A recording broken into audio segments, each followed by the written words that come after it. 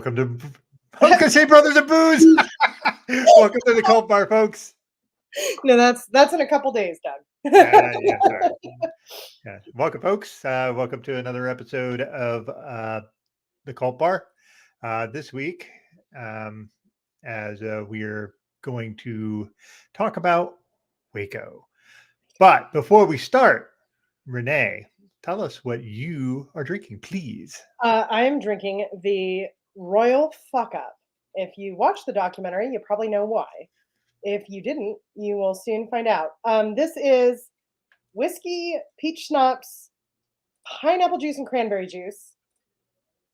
I think I found another one called the Royal Fuck Up that had different stuff in it that didn't sound good. So if you go look it up, like this one is whiskey and peach schnapps.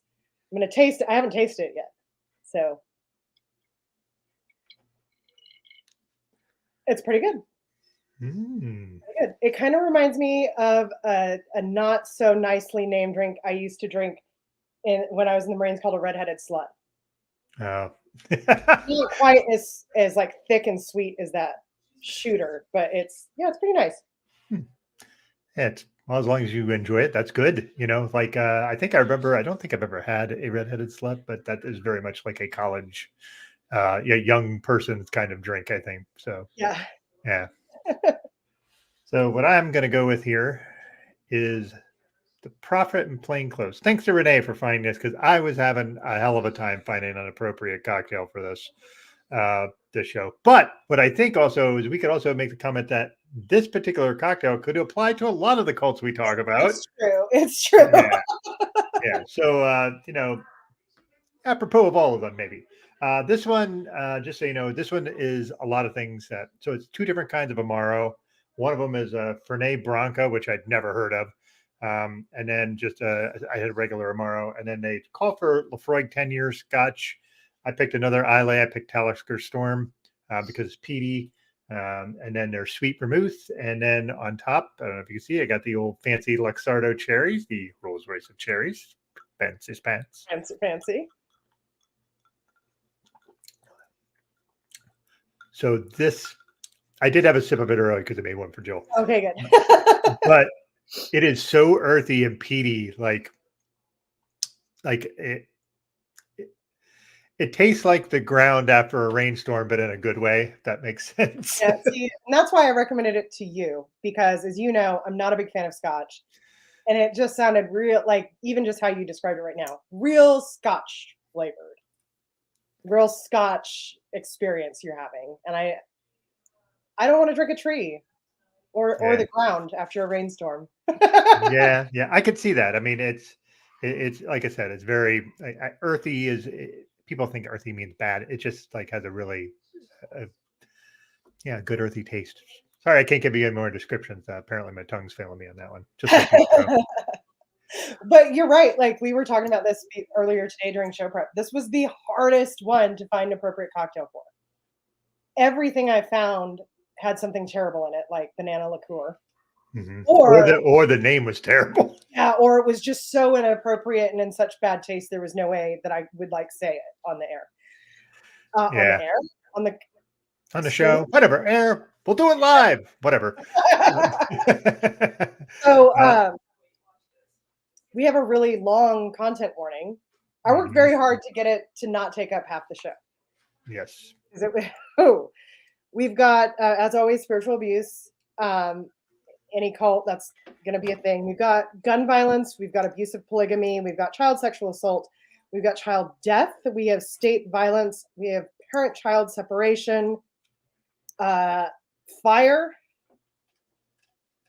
I think that's it. And just fair warning, my allergies might have me like popping off camera here and there. And you'll see my nose get more and more red as the show goes on. Not really a content warning so much as be prepared. Well, as long as it's not like the booze that is making your nose red. Well, if it does. No. It's the flowers. Yeah. Springtime in the desert. Yeah. So, but before we start delving into Waco and all that is, because, this is the biggest one we've tackled so far. But we also want to touch a little bit on our news. So let's talk about that.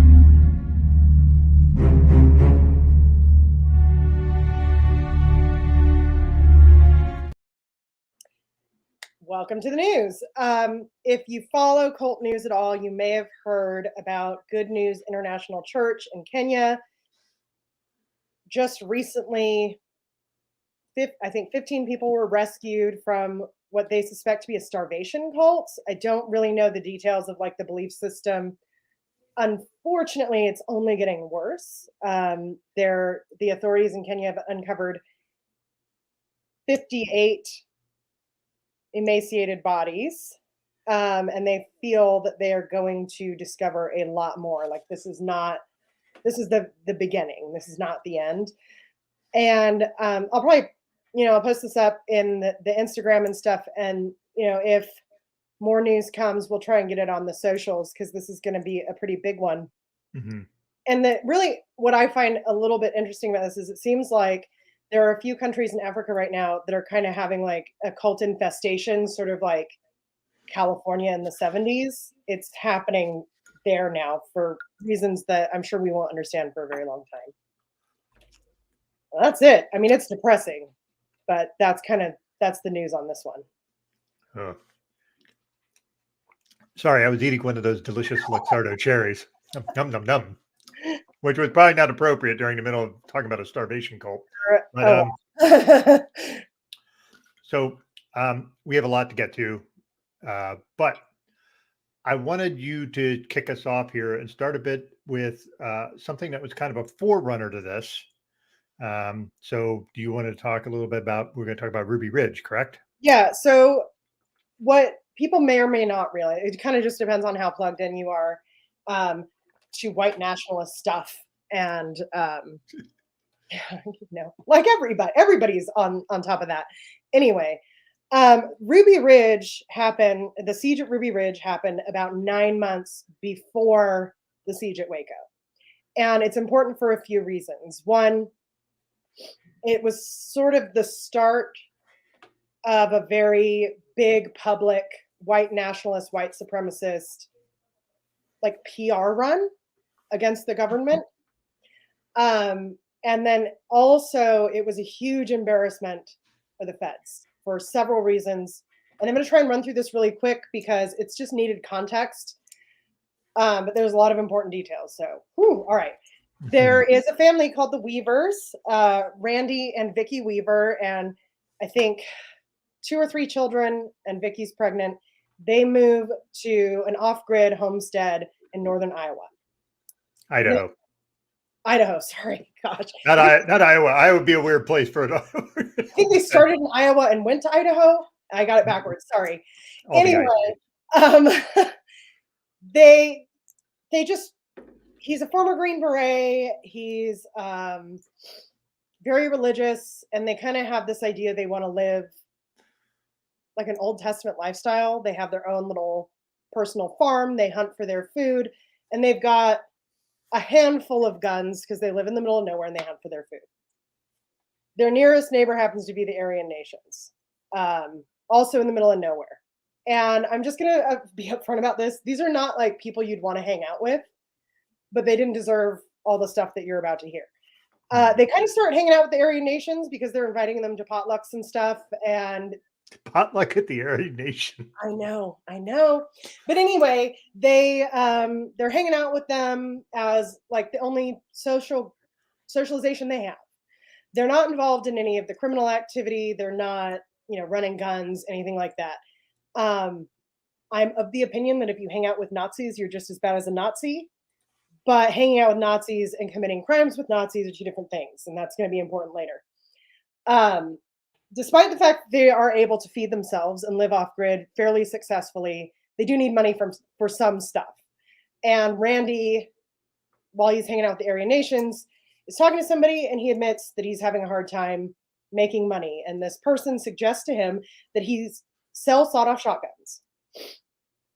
It turns out that this guy was an ATF agent. So Randy sells this ATF agent 2 sawed-off shotguns. He's never done it before. He never does it again. They're like, gotcha. Don't worry, you don't have to go to jail. You're going to be an informant for us. And he says no, probably for a lot of reasons, but one of them is he has no information to give them. He is not involved in anything illegal. He just goes and hangs out sometime. whatever. He's charged, and they have to put their property up as bail. So he is set to lose absolutely everything if he's found guilty. He makes a really dumb decision to not show up to court. 2 years pass. And I feel like this is important. When it happened, apparently it wasn't a big deal. But 2 years later, it becomes a big deal.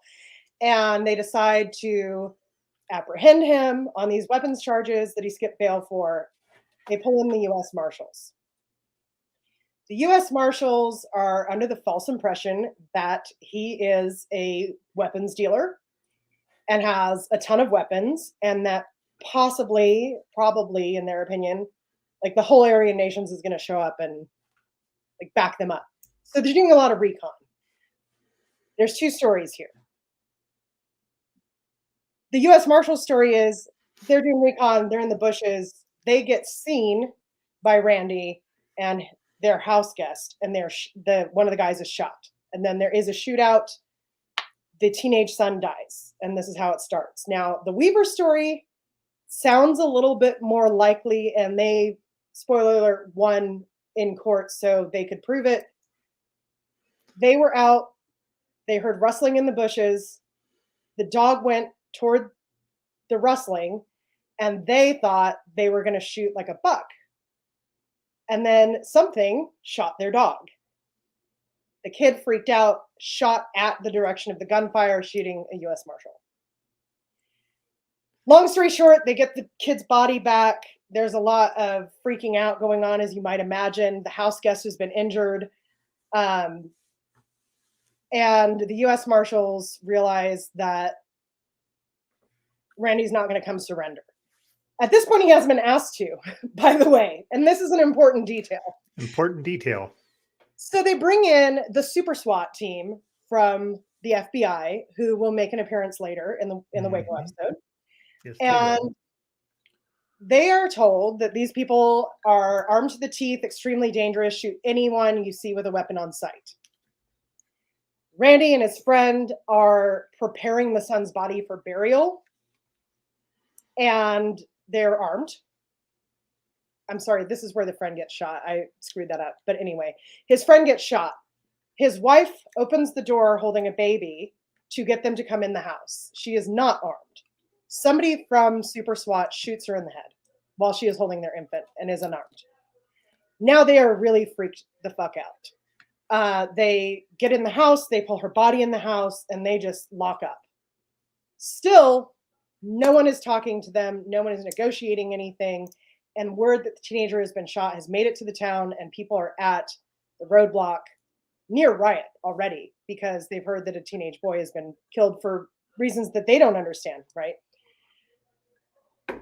The FBI didn't know that Vicky was dead. I've got a million questions about how they didn't know that, but they didn't.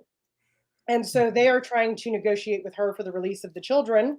And they keep speaking her name and speaking directly to her, which the Weavers read as being mocked, which only sets them further in, fuck these people. Like every time we go outside, one of us dies. And now they shot my wife in the head and are mocking my grief.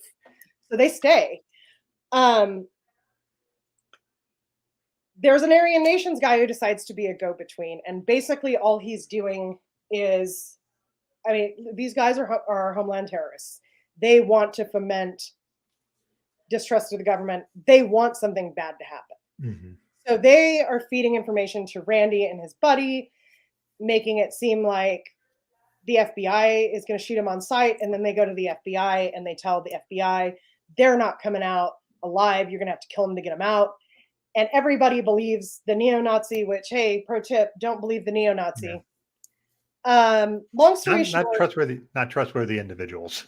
Yeah, so this siege lasts 12 days. They finally decide to bring in a third-party negotiator, which is like a politician that Randy knows of. He goes in, Randy immediately lets him in the house. Like, opens the door, oh, hey, come in. Look, this is bad, but you got to come out, whatever. So initially, they let the guy out who needs medical attention, and third-party negotiator goes back to the FBI, and he says, wow, you guys really fucked up. And he tells them that Vicky is dead and all of this.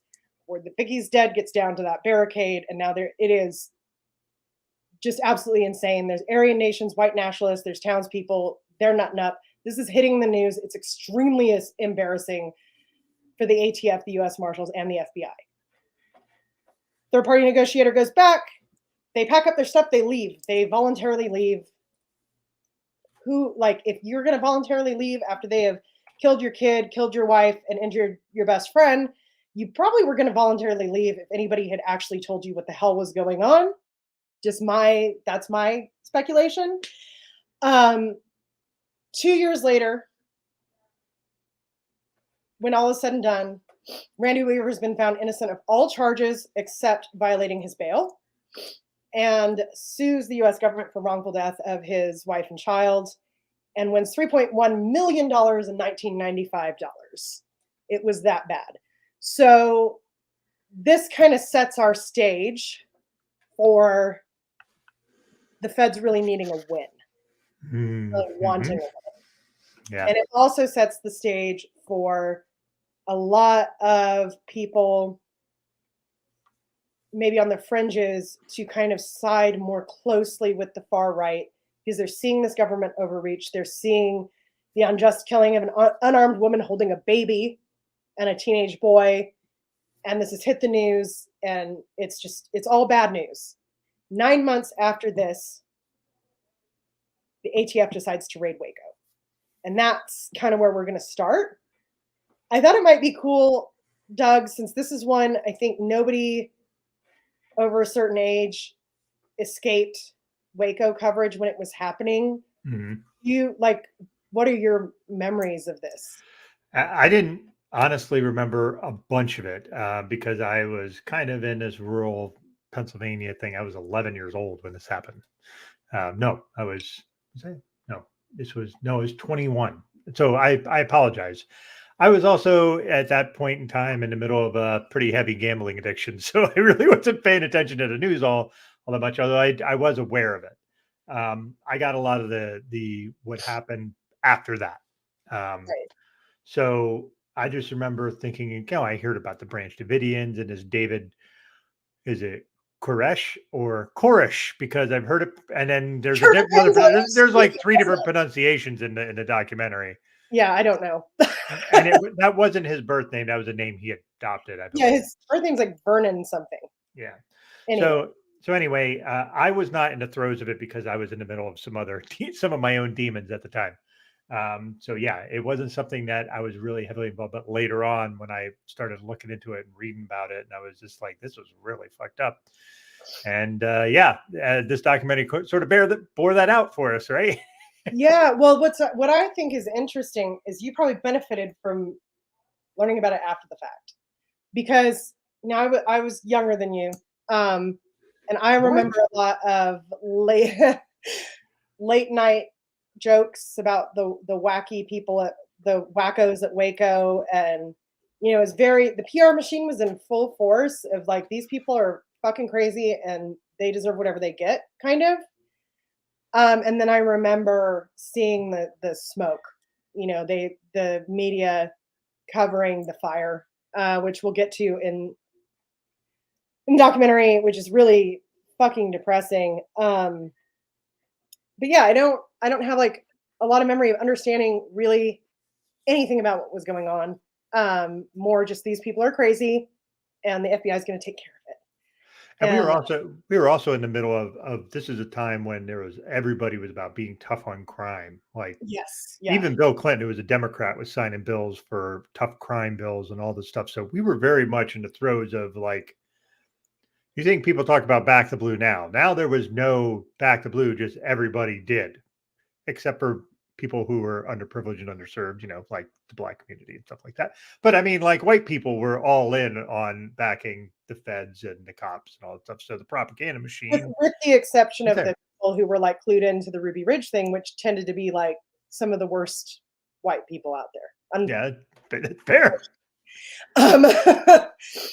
So yeah, I like, you've found out about like the details of it later and was disgusted, and especially disgusted by how it was presented in the media, because they really just made it seem like it was never going to go any other way because David Koresh was so evil.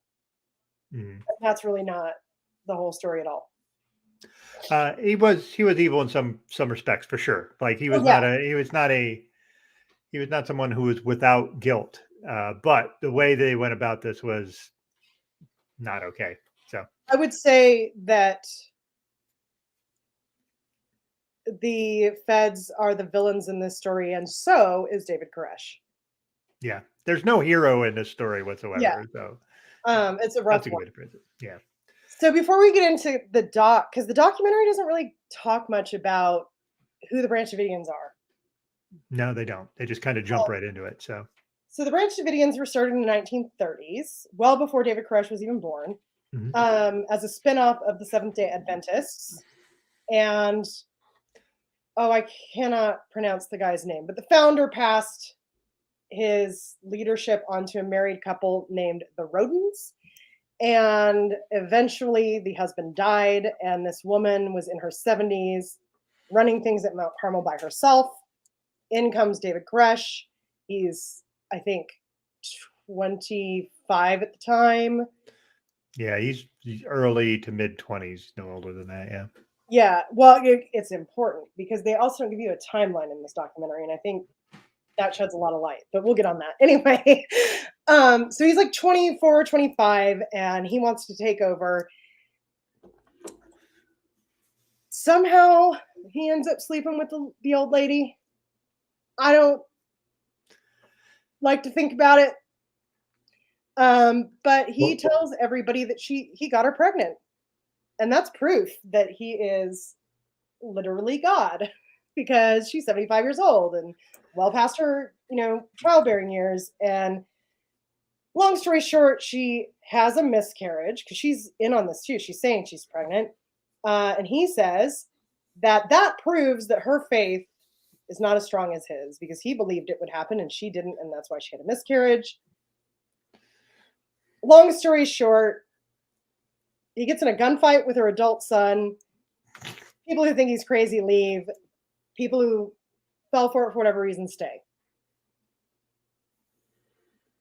10 years pass about. And in that 10 years, he exerts pretty much complete control over the people of Mount Carmel.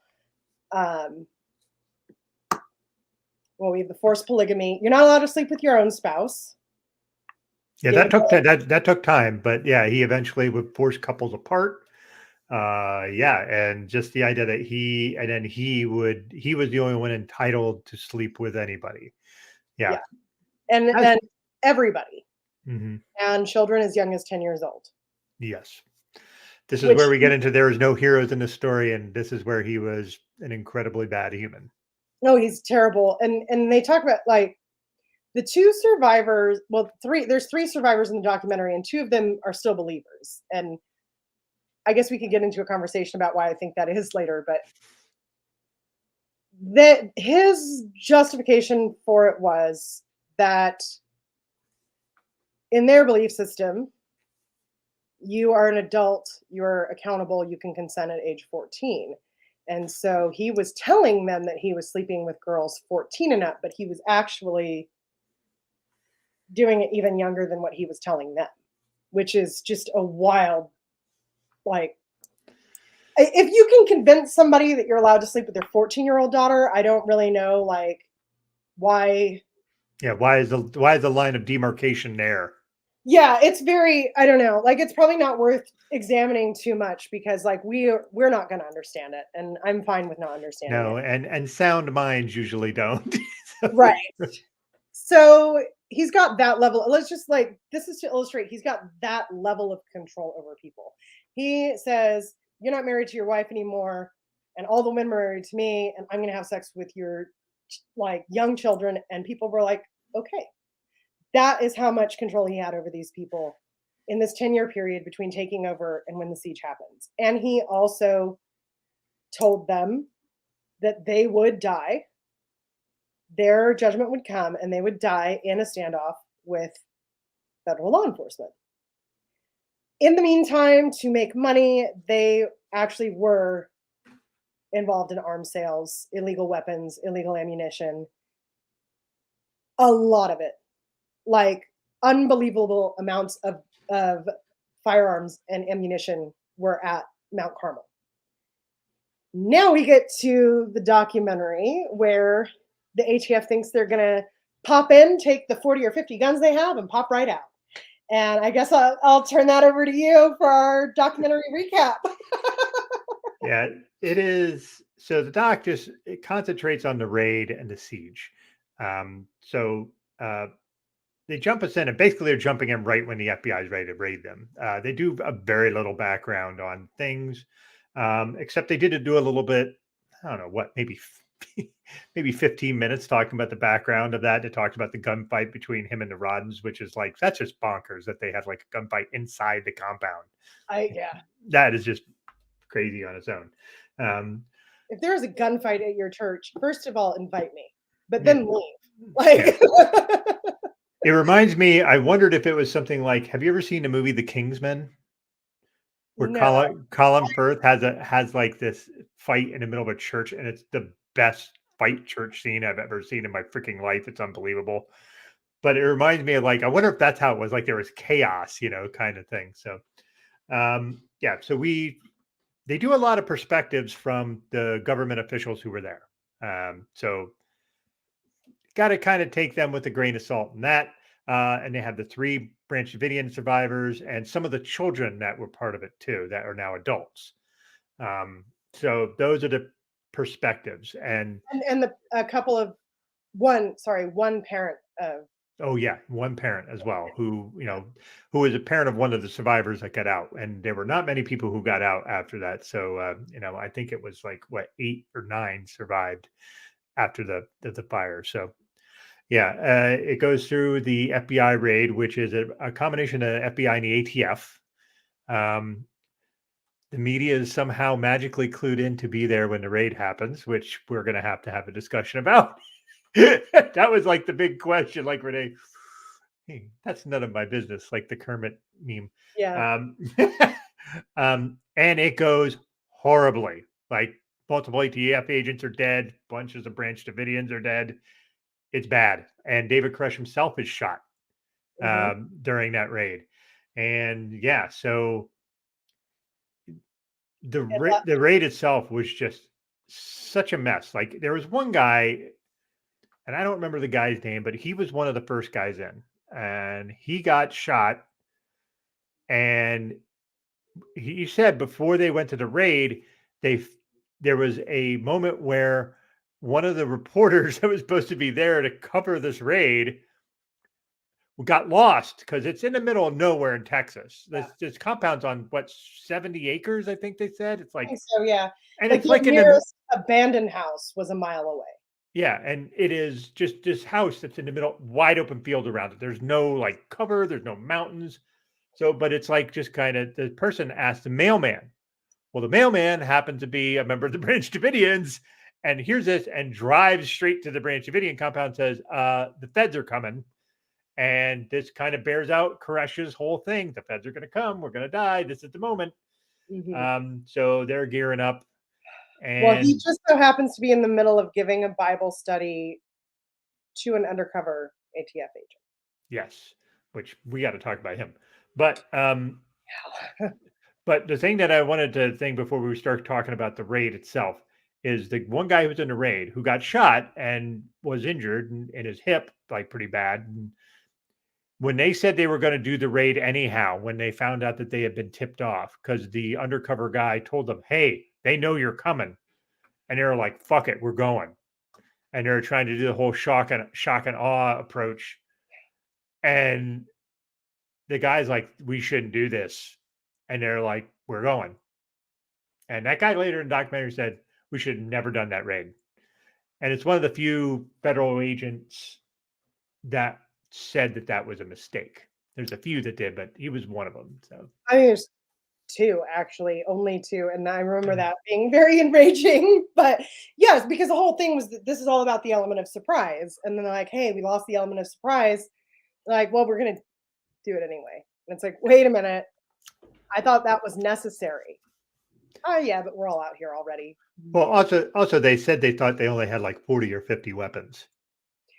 Yeah. So my first question is, what the fuck was this undercover agent doing? Because he certainly was not doing his job. Like, No, and he didn't report the right amount of like maybe he wasn't deep enough in that they entrusted him to see things. Maybe that's possible.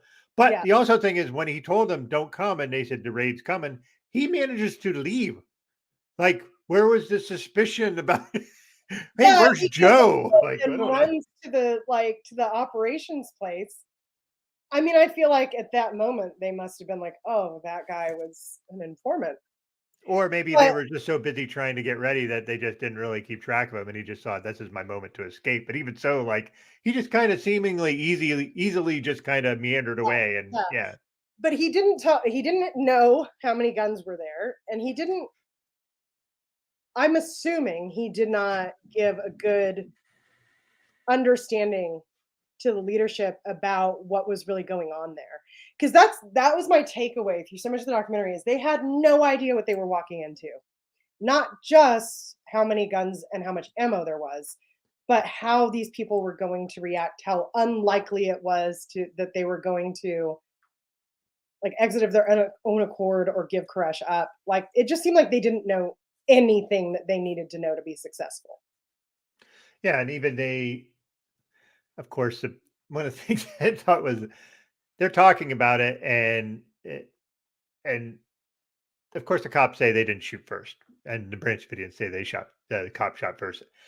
I don't believe I believe the cop shot first. That's gonna be my I if you're 100. going to if you're going in on a raid with all these people and you think you're just gonna run roughshod over them, you're shooting first and So asking questions later.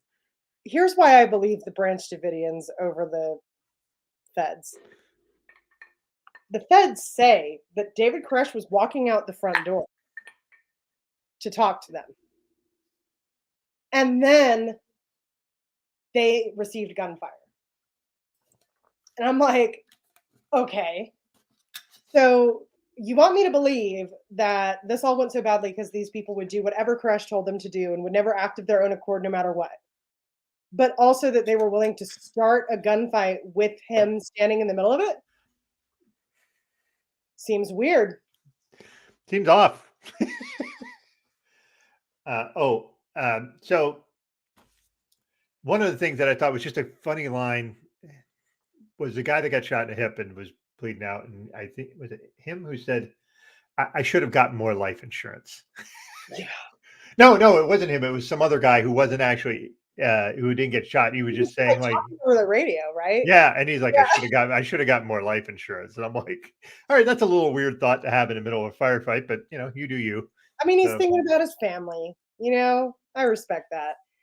yeah. Um, so okay. I guess I want to get into this. Why I fall so firmly not on the side of the feds here. And why I think that their like PR position is 110% bullshit. They knew that there were lots of kids in that building. And at no point through the entire document, no decision that they made seemed to take the welfare and safety of those children into account at all. If you are the kind of person, and I think that this was just like a general truth at the time, if you're the kind of person who says, you're an adult, you're in a cult, you're just as bad as a cult leader, I disagree with you, but fine. Hmm. There were like 40 children in that building at the start of this. And they did not seem to give a flying fuck. And they said, oh, well, we're worried there's going to be a mass suicide situation. But then everything they did after that seemed designed to galvanize these people further and to make it more hopeless Hmm. if they were to leave. It's just really wild. And I'm just going to say something. This is a very hot take, but I said this to my husband. I think that Bob Ricks, the guy who was in charge there, is personally responsible. Now, granted, he shares this responsibility with Koresh. He is personally responsible for the children who died there.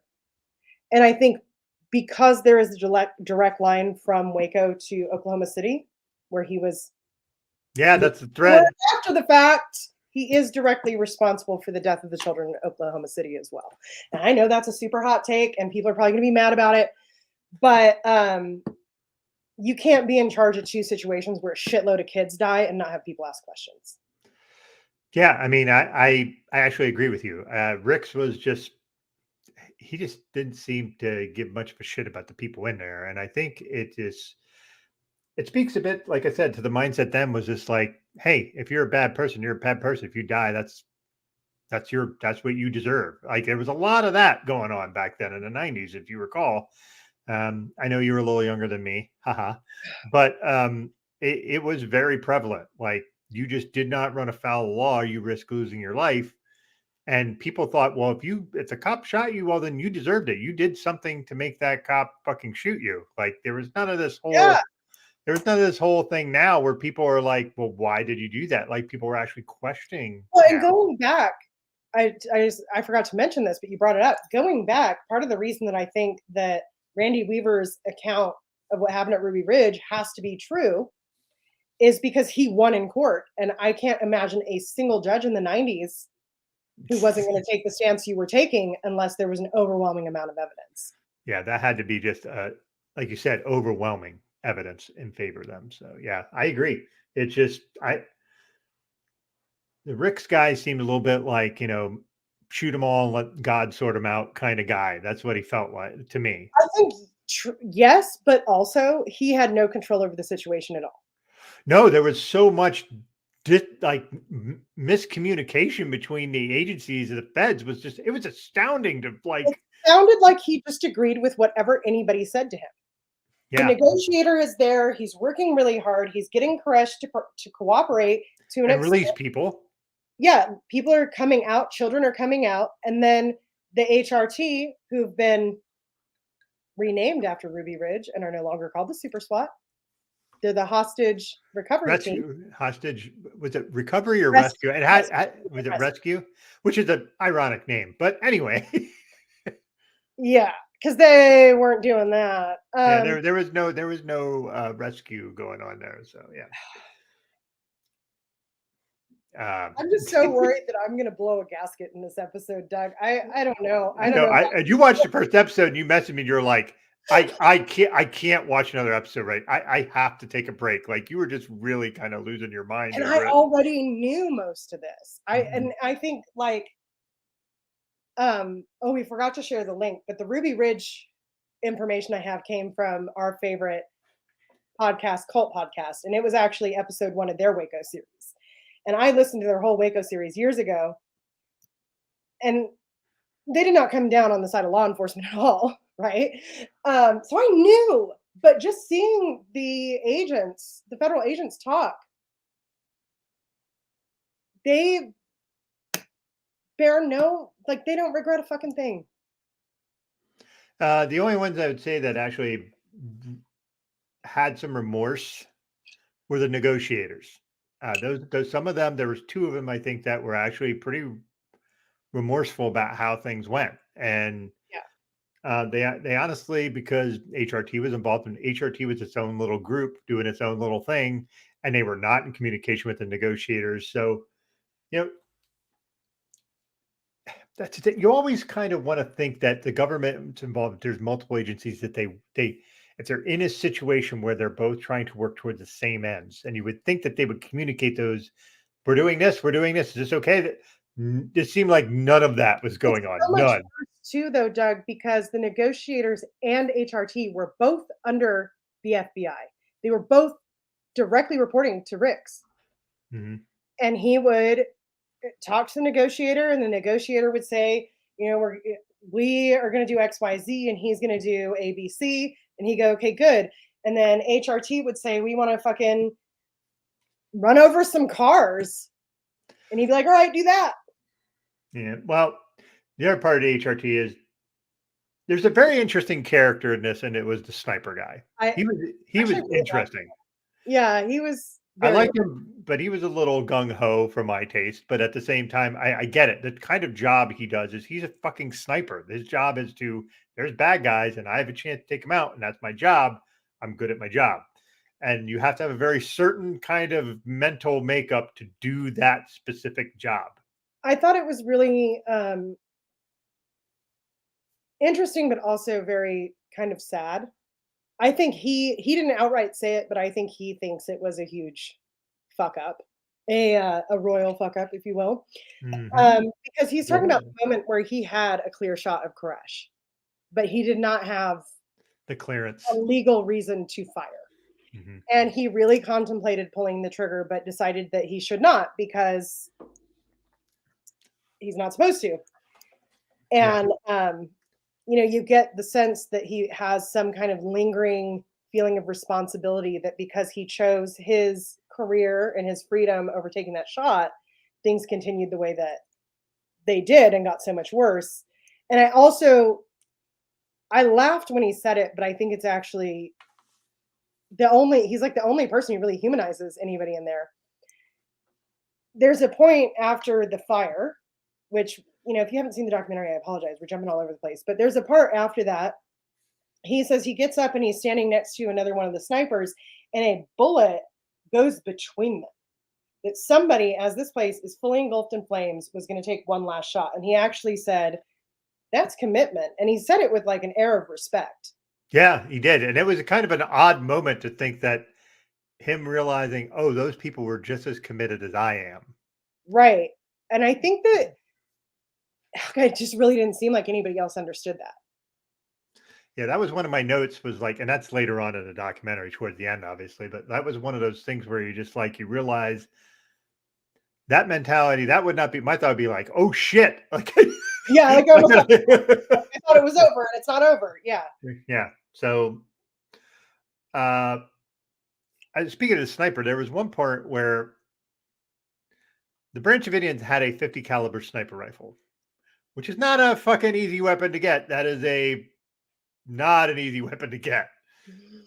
But apparently this Koresh phoned the feds because they had a running dialogue with these negotiators, which had been going reasonably well because Koresh was not actually just like openly defiant. He was just like, okay, well, let's like try to. He actually was seemingly trying to release hostages and make things easier. Now, the feds make it sound like because of other things that happened later about he was just playing them regardless. Yeah. But he mentions that the Koresh says you have someone out over at this part, which is where the sniper guy was, watching us. What are they doing? Like, why are they advancing towards our property? Keep them away. And the negotiator said, well, yes, we do. We can try to get them to stop.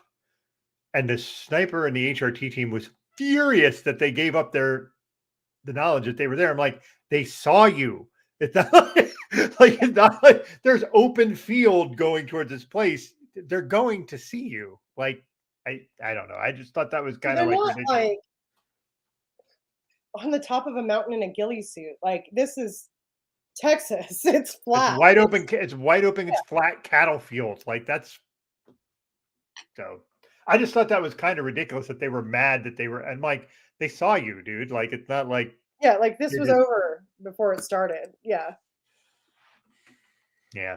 So, do you want to, before we get into more of the FBI stuff with some of the more ridiculous things they did, I think So, we maybe should talk a little bit about the people who were survivors that were in there. It's because their story was part of this, and you mentioned some of them are still believers. So, give me your thoughts on what you think of them. There's Kathy, and then the David guy. so What's David that? Thibodeau they are a Yeah. little bit weird about it. Like in the documentary, you can't really tell if he's a believer or not, but he is. He wrote a book. Um, that book was adapted into the drama series Netflix put out a while back. Oh, He is an open believer still. So even there's this weird thing at the end where he's talking about they did this and they did that and they believe this, and you kind of maybe think like, oh, maybe no, he's a believer. Um, is that the guy that his mother was part of the doc? yes, Okay. yeah, David Thibodeau, who like, Thibodeau. I thought you said Simcoe, and I was a little confused. oh, Sorry. sorry, yeah, I I mean, that thing is. No, that's my brilliant partial deafness coming into play there. So yes. But yeah, he was recruited to be in Koresh's band, Yep.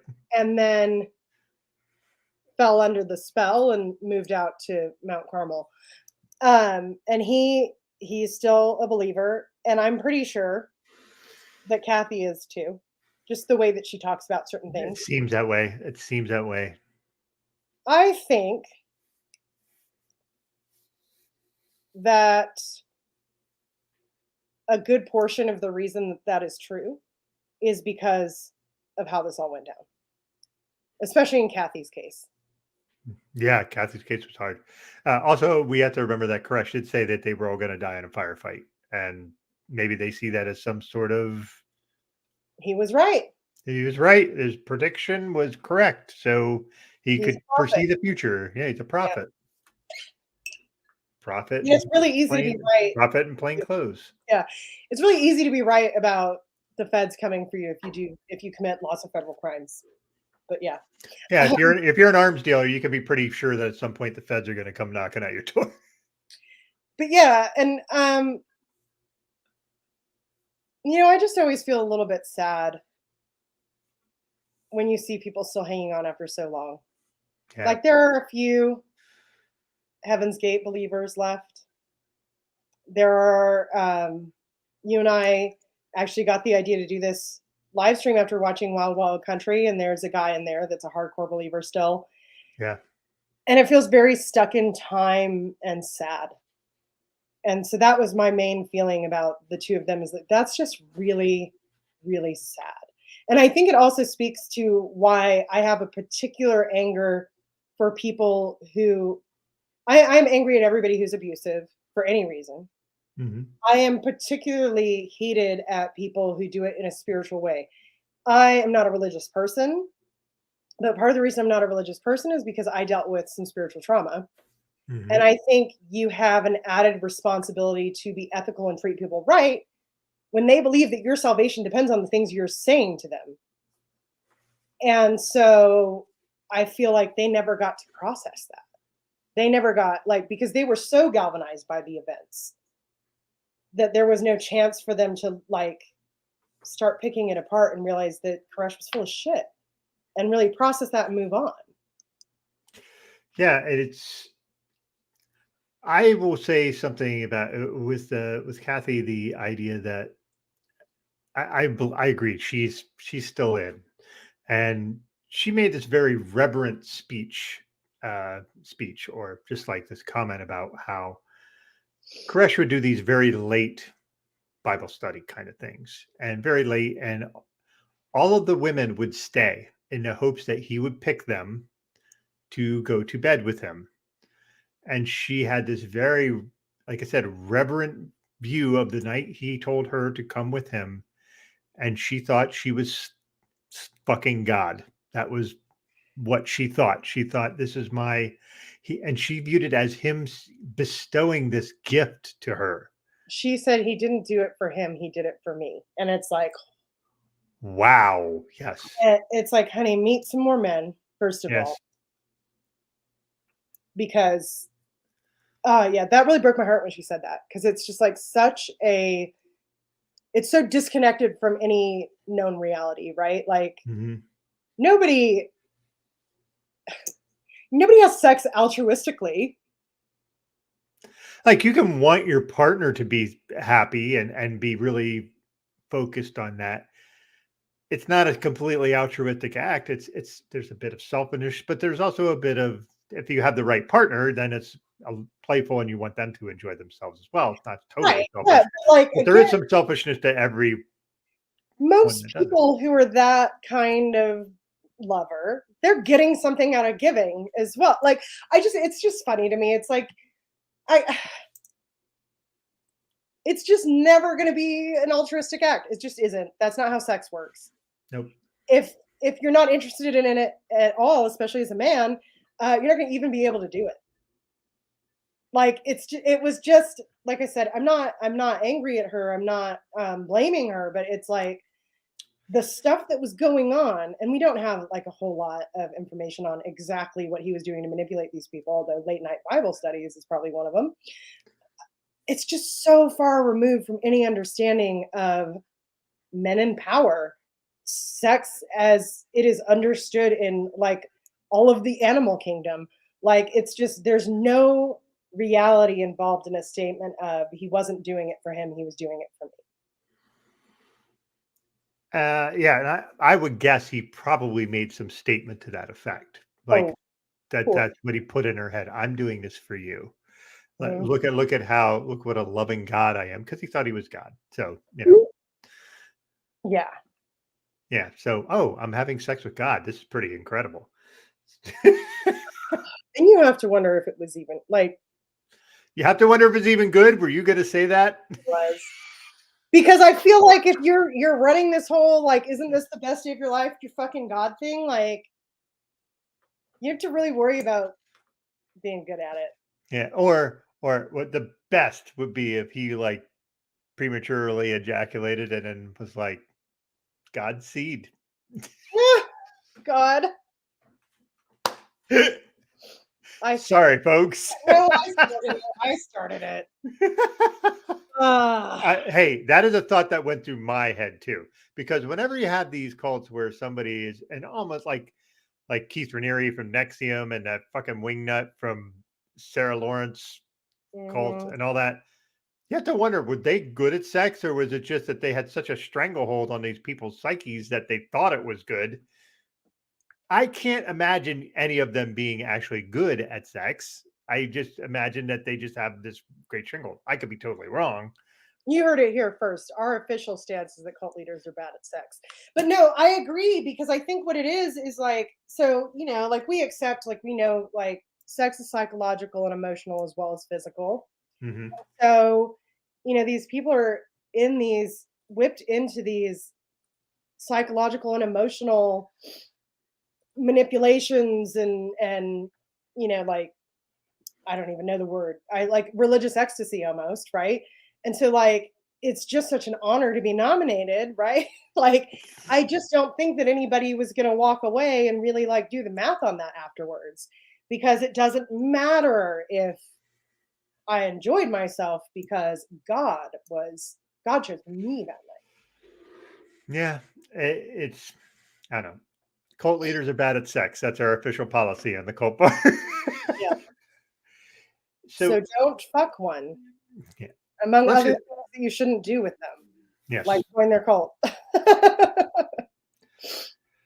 So I think we need to get a bit back to kind of the clusterfuckery of how this keeps going, because the government keeps fumbling the ball at every juncture on this. I mean, just every juncture. I think the negotiators are doing stuff as much as they can to try to bring hostages out. That's their goal. They want to bring as many people alive out as they possibly can.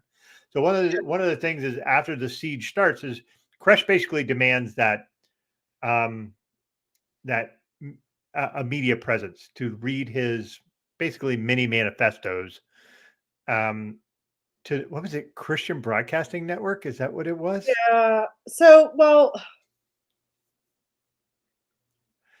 I'm under the impression that that did actually happen. They Oh, didn't I believe it. I think that did actually happen. I think he was allowed to do that because they have tapes. Yep. Now, granted, they could have just said it was happening and he's just doing it for the negotiator who's like, yep, you're totally on the radio. I don't know, but I think that it really happened, that they really did broadcast this stuff. And he played music and stuff, like, because he was a failed rock star.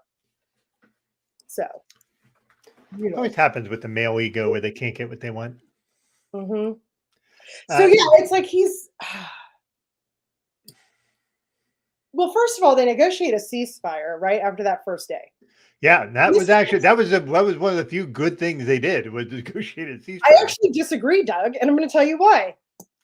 They You wanted negotiate. more gunfire? They no, I wanted them to do it differently. They negotiate a ceasefire to get their guys out.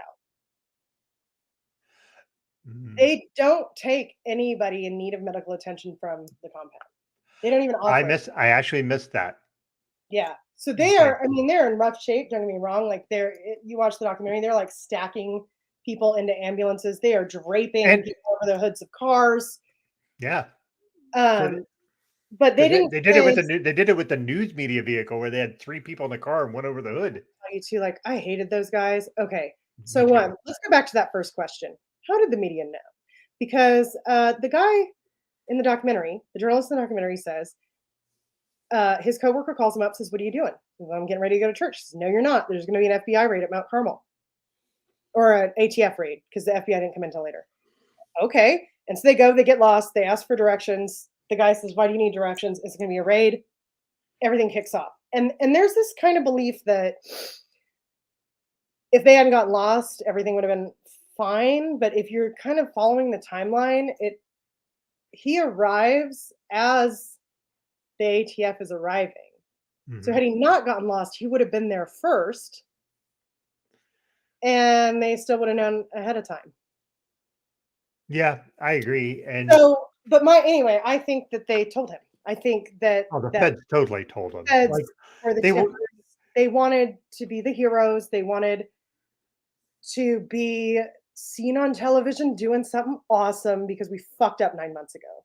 Yep, it's exactly an atonement for like a. Here's how hey, we fucked up at Ruby Ridge, but look how awesome we are now. And that's what that very much felt like. So Bad apparently not call. so awesome. Yeah, very Yeah, bad bad. call. But yeah, so this guy's there because they asked him to be there. That is my firmly held belief. There is nothing in this world you can tell me to convince me otherwise. They Yeah, don't say it in the the documentary, but Branch like, Davidians, it who the has fuck to be is them. It has to be them because right? the Branch Davidians got tipped off by the fucking people getting lost, so they didn't know. Right. Like who the it has to be They the wanted feds him saying, there. They wanted him there. Shit starts going bad. They need him there because he's helping get these wounded agents off. Then you're fucking disgusting. Get out of here. What are you doing? This is a serious situation. We don't need the press here. yeah, and then they were like, "What are you doing here with your camera?" Like we were told to be here. Like, We yeah, want but you here when we think we're looking good. We want you here when we need your help. But we just realized we look really bad and we really need you to leave and we want to make you feel bad about being here. and they to their credit, the news people hid the tapes so that they wouldn't be They confiscated. wouldn't Because, and I will say that the Fed did a terrible job. If they were really trying to minimize, they would have searched everybody and made sure that didn't happen. So one But of the things about the documentary though is that a lot of this was unreleased footage. yeah, that was actually pretty cool because the stuff I have seen of Waco, I've never seen anything about this. Like when they're going through the raid, the bit at the beginning where they're talking about the raid itself, and they're getting footage of people like getting shot, like it's fucking live. Yeah. Now they interdisperse it with some CGI about like here's how the compound looks and all that shit because that compound doesn't exist like it did then. But like they were doing some CGI to mix it in, but it was really really well done on that end to kind of just it was really done to fill in gaps. Yeah. And but you see like the guy that got shot in the hip, he's like, yeah, there's me with the helmet with the red stripe on it, and I'm like, why the fuck are you putting a red stripe on your helmet? Like, do you want to get shot in the head? Well, I Like, wonder too though, I mean, you got to think like it's almost okay. So like, if you go hunting, you wear camouflage, but you also wear orange because you don't want someone else who's hunting to shoot you. And I wonder if there's an element of like we're going in with body armor and guns to apprehend people who have body armor and guns. mm. So don't shoot me, shoot them. I don't know, but But they also only thought they had 40 to 50 guns. So maybe that I don't know. To me, like, would you think if they had 40, 50 guns, would you think, oh, they also have body armor? I wouldn't. But I'm well, also I mean, that's I've probably also like I've never been in the military, so I don't know. Maybe that's just a natural precaution. For me, it wouldn't be, but well, in the military we have rules we have to follow, unlike the federal government in this documentary.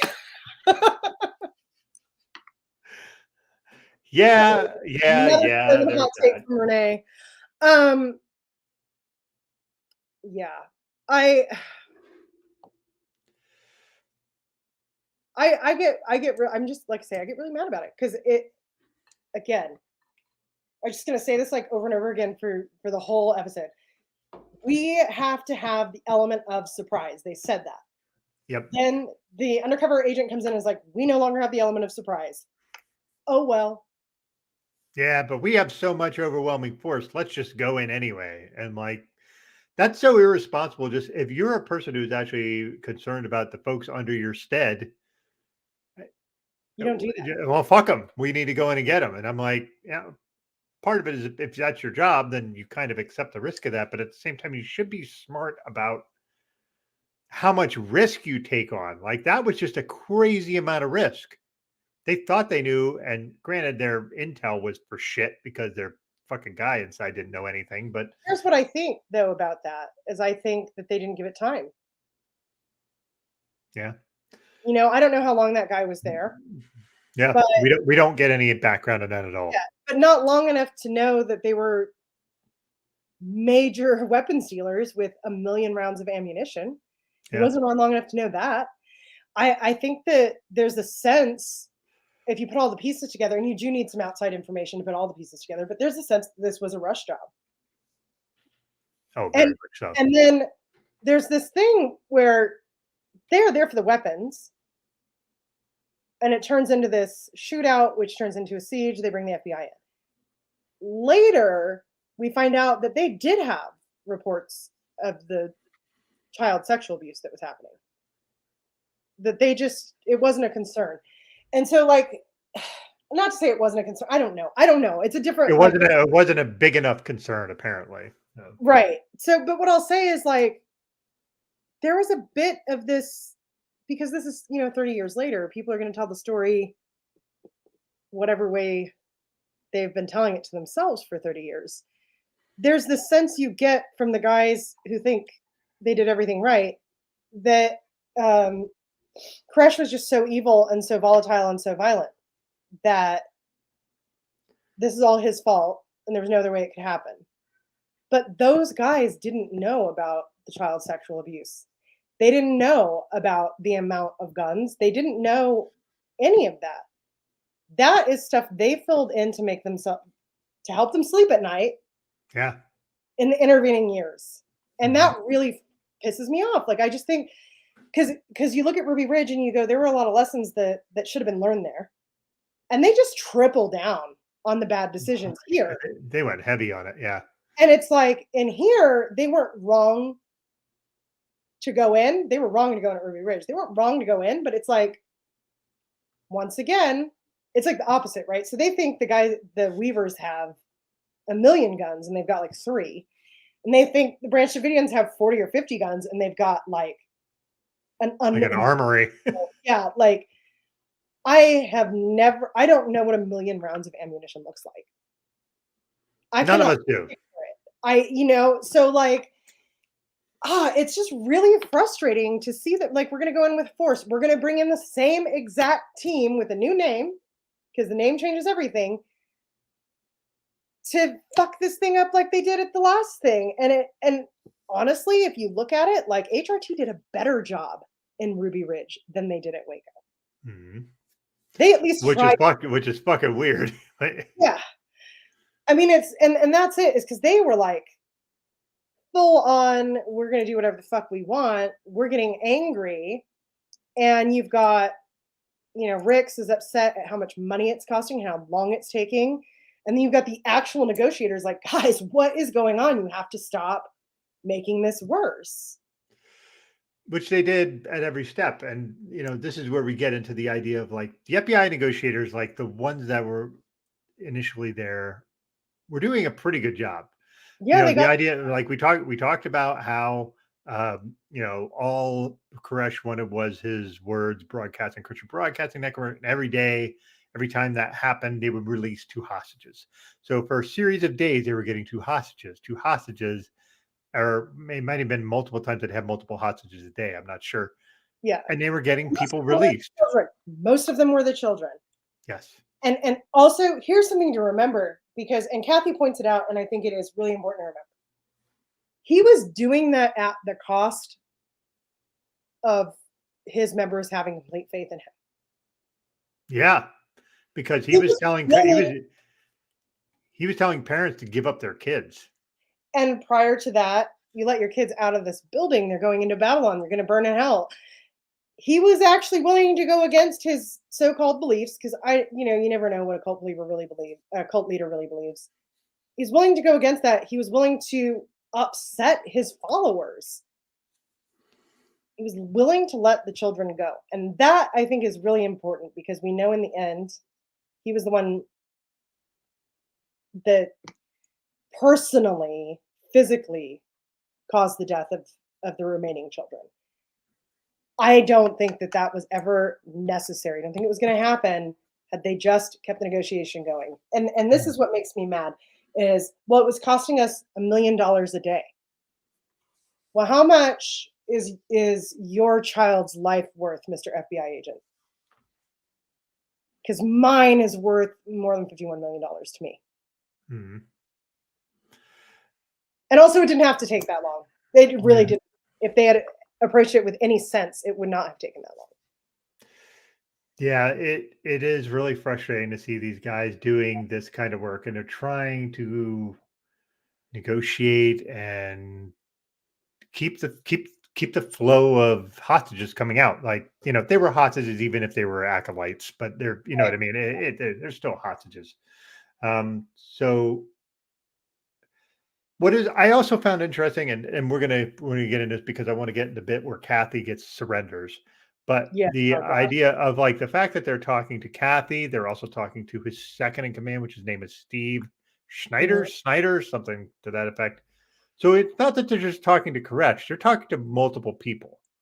Now, Right. Steve is like his second in command. So Steve is the one who's kind of like filtering things when Koresh can't handle stuff. And Koresh is doing videos nonstop during this whole time. He's also actively dying.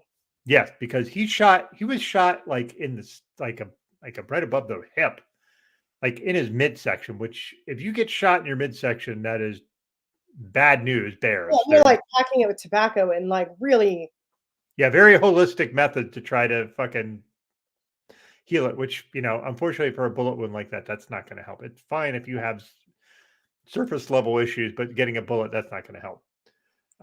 So somehow they get Kathy to surrender herself because one of the kids that was released was her kid. Three of her kids. Yeah. And her youngest one was actually the one where they used as a turning, like a knife point. Yeah. So she had 3 kids there with her. 2 were hers with an ex. And they actually had split custody, which, oh my God, man. Can you imagine sharing with someone in a cult? Like, I can't, but anyway, the 3 kids are released in like the first group of kids, which there was, I don't remember how many, but it was a group. It was more than just her kids. And the dad comes and gets the 2 that he can. And the toddler is left in this children's home. Like it's CPS or something. Yeah. And it's all Branch Davidian children. And he's depressed. And you can tell on the video, and it's really sad. And she is asking about, she opens that line of conversation. She says she can see he's sad. And then they really turn the knife. And I'm going to say in that moment, I don't care.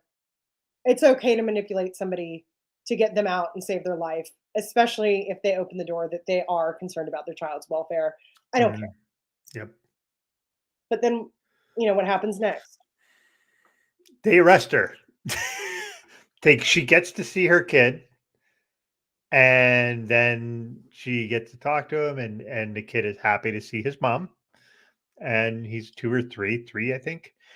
He's very young. And then they arrest her, and they arrest her and announce that every single person who leaves will be arrested.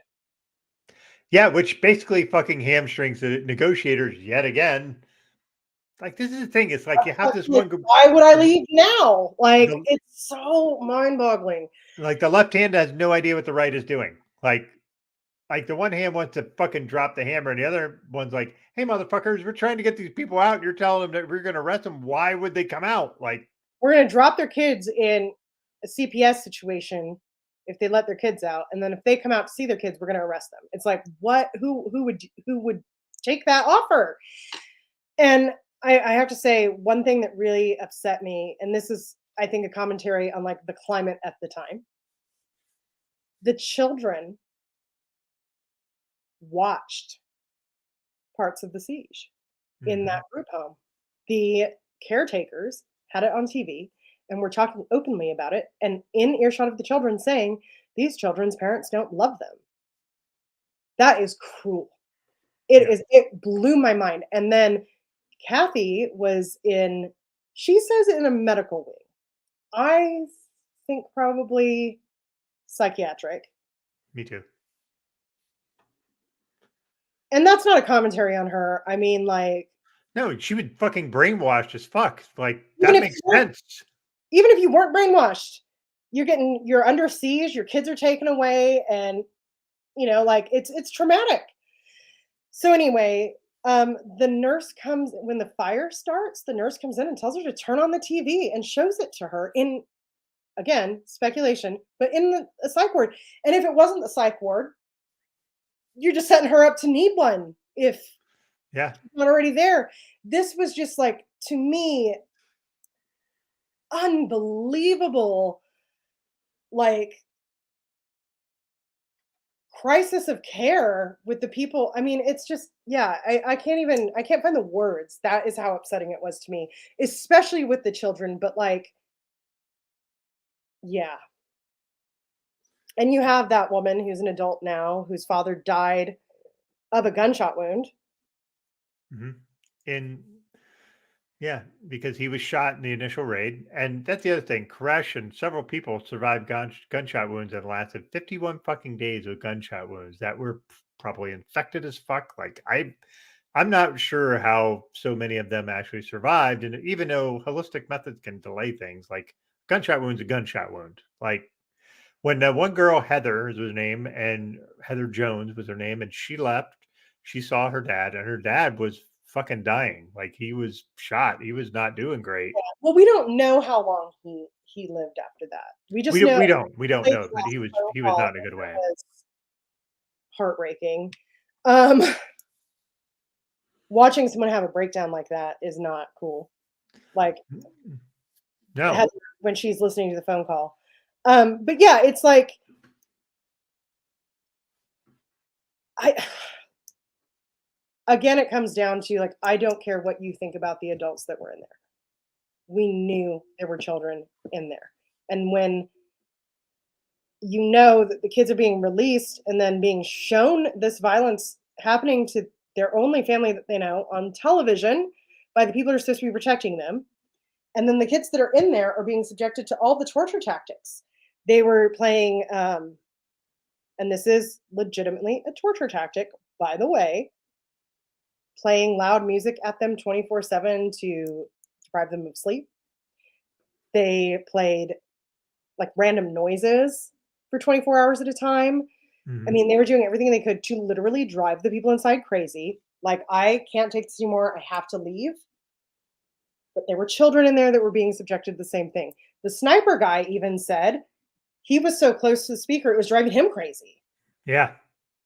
Well, yeah, I'm sure a 4-year-old can deal with that. I'm sure the 4-year-old's been to SEER school and is totally immune to Torture sound, tactics. Yeah. torture tactics, sleep deprivation, all that. Then they decide to fucking tear gas. Again, Yeah. there's children in there. Yeah. And they warned them. They warned them. Hey, we're going to throw tear gas in there. And I'm They like, like drove a freaking Bradley through the front door first too. Like, again, well, they when the also shit drove. They gets also, when they were releasing hostages too, there was also a point where they said everything was going great, and then HRT decided we're just going to take our tank and drive over their cars. well, that was the no more hostages left after that.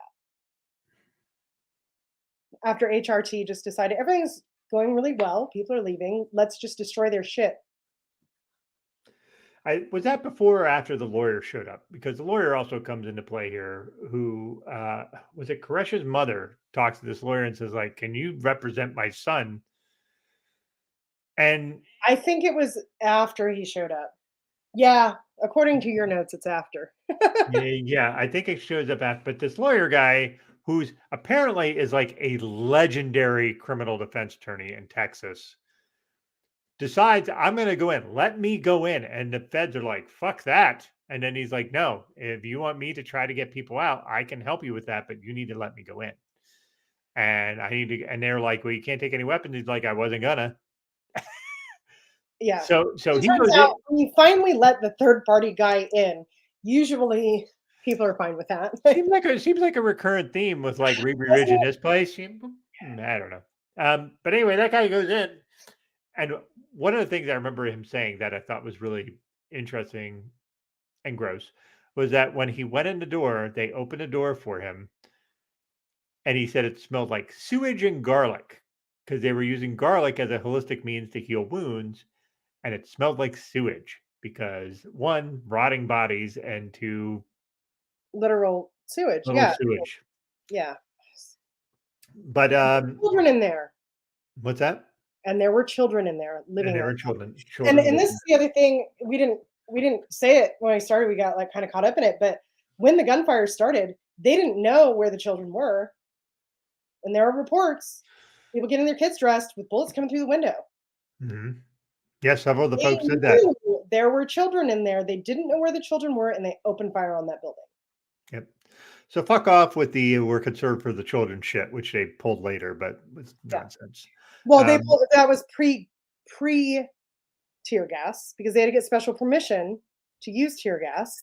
And they went to Janet Reno and showed her the reports of child sex abuse, but they didn't show her the videos of the children inside that were seemingly pretty okay. And she signed off on it. But again, I just want to point this out. Janet Reno doesn't get any fucking slack from me. They're like, well, she was manipulated. I mean, maybe she was, but she knew there were children in there. yep. And she signed off on a fucking war crime knowing there were children in there. Yeah. Yeah, Reno gets no slack. I agree. One of the things I want to talk about with the lawyer a bit too is the idea that, he made a comment that he thought Koresh seemed reasonable, which is interesting in that when you hear him talking to the feds, he doesn't sound completely unreasonable, No. but at the same time, that could be some of that thing that we've talked about before, where somebody has the right tone and sounds Well, like they're being reasonable in the middle of a fucking crisis kind of deal. I think too, it's just like you have to understand that I think the lawyer understood what was going on better than the FBI by like a lot. And he understood that to the people inside Mount Carmel, what was happening to them was unconscionable and completely unreasonable. And so, they were kind of entitled to react however they felt like, because this is an invasion of their private space, their rights are being violated, et cetera, et cetera. I mean, you Mhm. hear that. They have recording from the inside, and you hear people saying, that's our personal private property. They're not allowed to do that. So for him to be willing to negotiate at all, I think comes across as very reasonable given the situation. It's kind of the same thing with, again, with the Weavers. You see that they, as soon as they got a third party negotiator in there, they surrendered. And you think they surrendered after their kid and their wife were murdered. Yeah. What would have happened if you just went in and talked to them before that? What would have happened if when David Koresh opened that door and walked out, instead of opening fire, they talked to him? And unfortunately, we'll never know. Yeah. Yeah, well, I will say also the lawyer actually managed to start negotiations up again, where they actually released a lot more hostages than they ever released, even in like the first day he's there. So it's like I think my notes were March 21st, which was day 22. They released the largest amount of hostages they released at all. And when we talked earlier about HRT, after they released all these hostages, HRT decided to take their tanks and start running over their cars. Well, that was the fucking end of the hostage negotiations. That was them saying, "Oh, you want to do that? Well, why are we releasing people when you're just going to do this kind of super Yeah, reckless you're fucking arresting thing?" them. You're destroying our property. Like they just kept HRT just kept turning the heat up while every time the negotiator got anything done. And didn't he said it just wasn't happening fast enough for them. And it's like, yeah, well, negotiations don't happen fast. Yeah. They don't happen fast when you're negotiating about money. They certainly don't happen fast when you're negotiating about lives. Mhm. Yeah, it's super frustrating because it seemed like there were times when it was actually the negotiation part was actually working pretty well. Yeah. And then it just like repeatedly the FBI negotiator would be doing things, and then the other branch, the HRT, would be doing something just like their of their own accord, just like let's do something to really fuck this up. Like, Yeah. I don't think it was intentional. I just thought I think they didn't understand what the FBI was like the negotiators were doing. They just thought, well, these people are still in there. We need to get them out. Like, even the sniper said, like, if I like that point where he thought he could kill Koresh with the snipe, he was like, if I do this, all these people come out. And I'm like, you don't fucking know that. You don't know that at all. Like those people are like super devoted to that guy. Do you think you do that? No. Well, okay. Well, he's dead. Let's all come out. I Yeah, think that I think some of them would have really dug their heels in if that was the case. Like I I don't think that agree. I think the fact that he got injured is part of the reason people were stayed less as much likely to come together. out. But I also think that this is the thing, right? Is like everything they did proved Koresh right to his followers. Everything they did, I mean, it's almost like the most warped team building exercise ever, right? Like everything they did was going to make it so that they were trauma bonding even harder, so that they were rallying against the enemy even stronger, so that they were less likely to come out, less likely to trust these people with their children, more devoted to the cause. Every single thing HRT did served that purpose. And Yep. it is insane to see it keep happening. And at no point does Rix, who's in charge of the whole situation, say, what the fuck are you doing? Stop. At no point does he say, hey, don't make any more moves without clearing it with me because the negotiators are making progress. He didn't care. Yeah. One of the things that we kind of glossed over the idea that they brought tanks into this.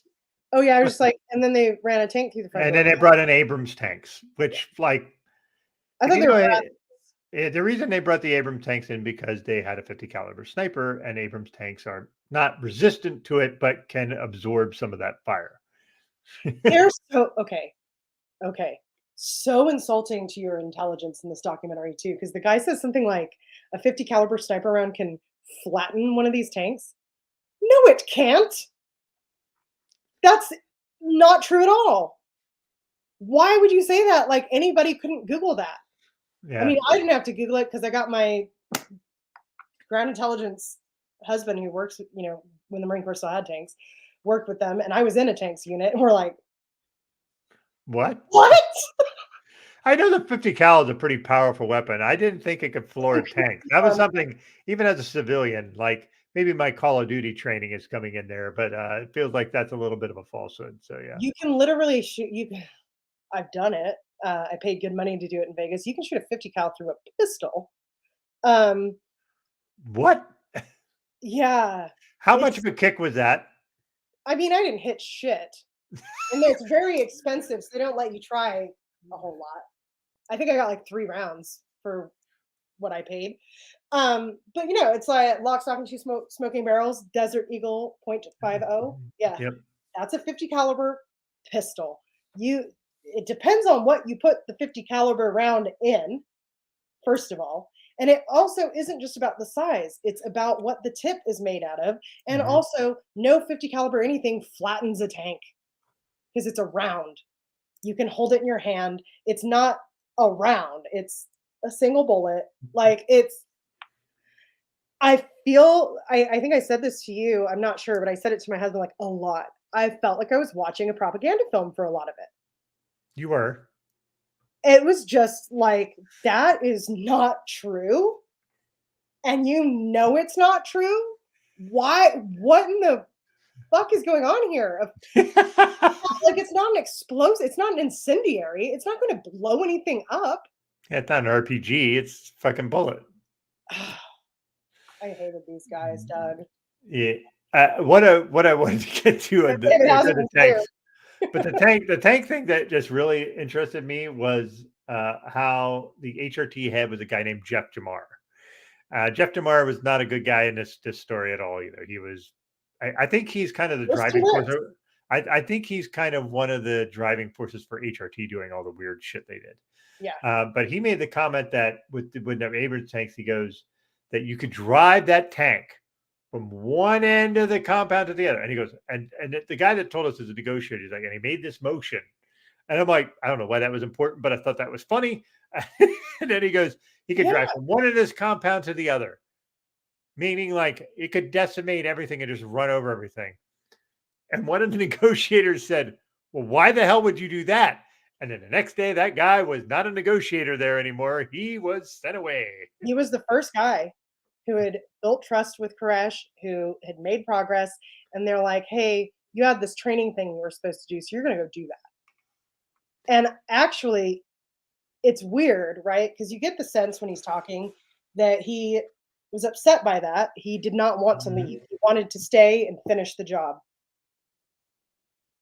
I think that that was the best thing that could have happened to him for his mental health. Because it was not, the negotiators had no power there at all. It was not going to get better. If he had stayed, I think that he would bear even more, because he's one of the only people who had any remorse or guilt. I think he would have borne even more guilt over how things went, because he would have been an active part of it when it went really bad.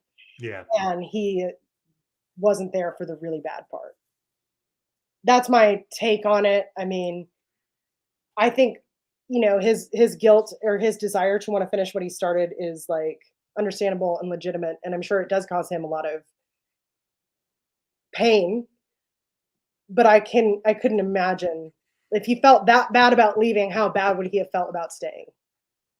Yeah, he's one of only two people out of the Fed that I felt like really had any remorse or regret about any of it. And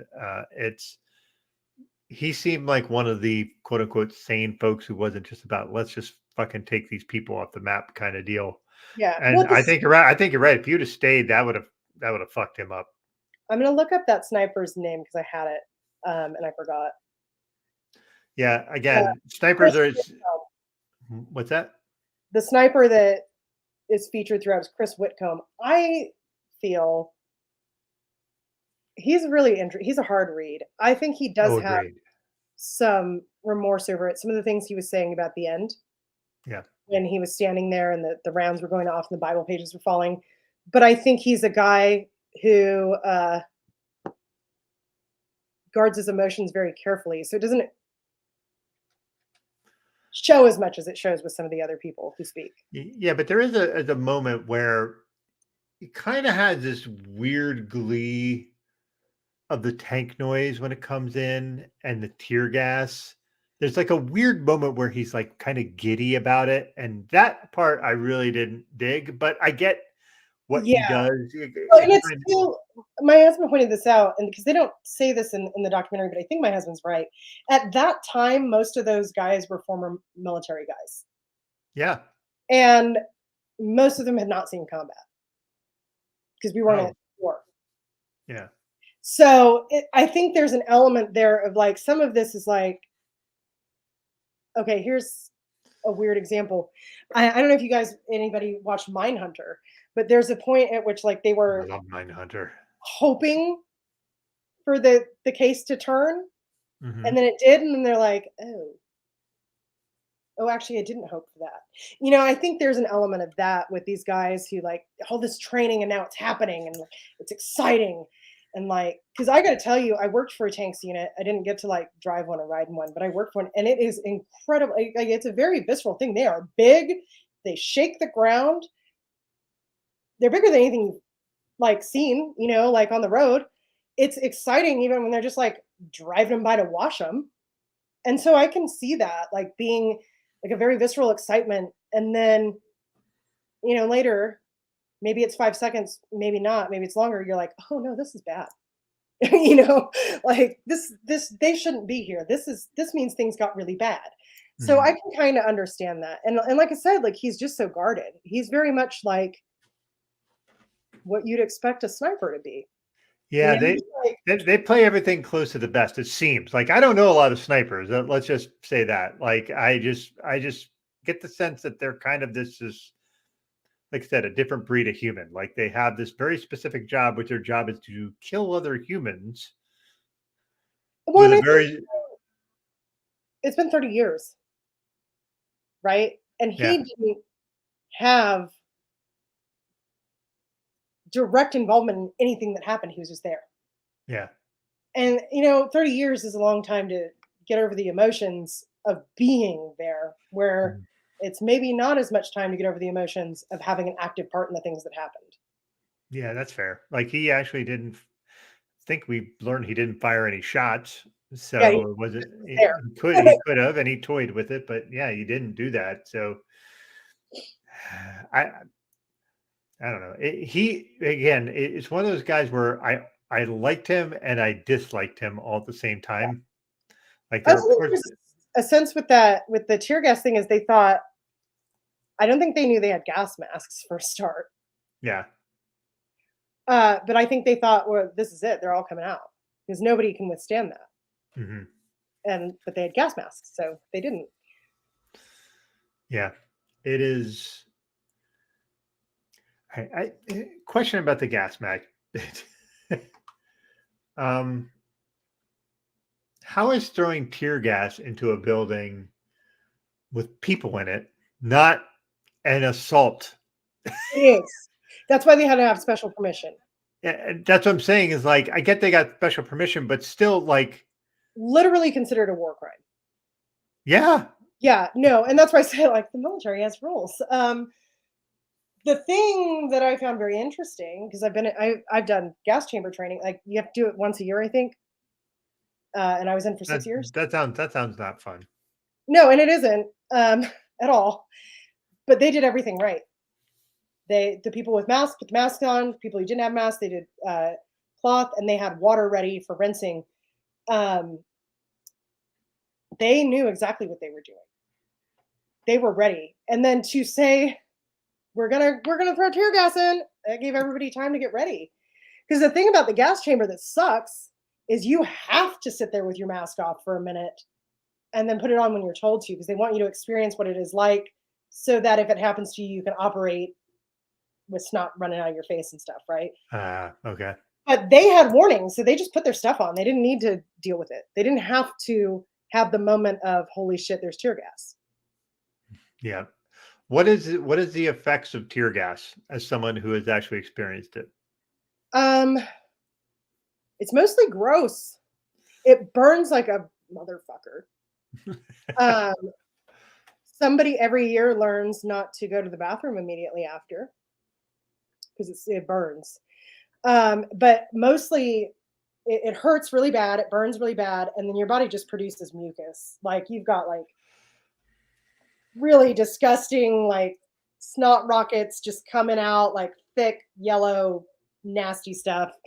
And again, like the only way you're going to get relief is clean water, like fresh clean water, until it's all rinsed off of you. And then you're still going to be snotting, and like you got to wash your clothes. If you try and wear your clothes again, you'll get really burny and itchy. um, the NBC guys that are in charge of these trainings, like they're kind of, they're a special kind of guy or gal. I only met guys, but they'll like keep a pack of cigarettes in their pocket for it, and then bum Light them. up afterwards. No, they'll bum a cigarette to somebody else and watch them just like, So my my bartender has come in with a second drink. This is my question, Lauren. Like if you're not prepared for that, like yeah, but you said like they got special permission from Janet Reno to be like, yeah, let's go do this. Yeah, no problem. All Yeah, good.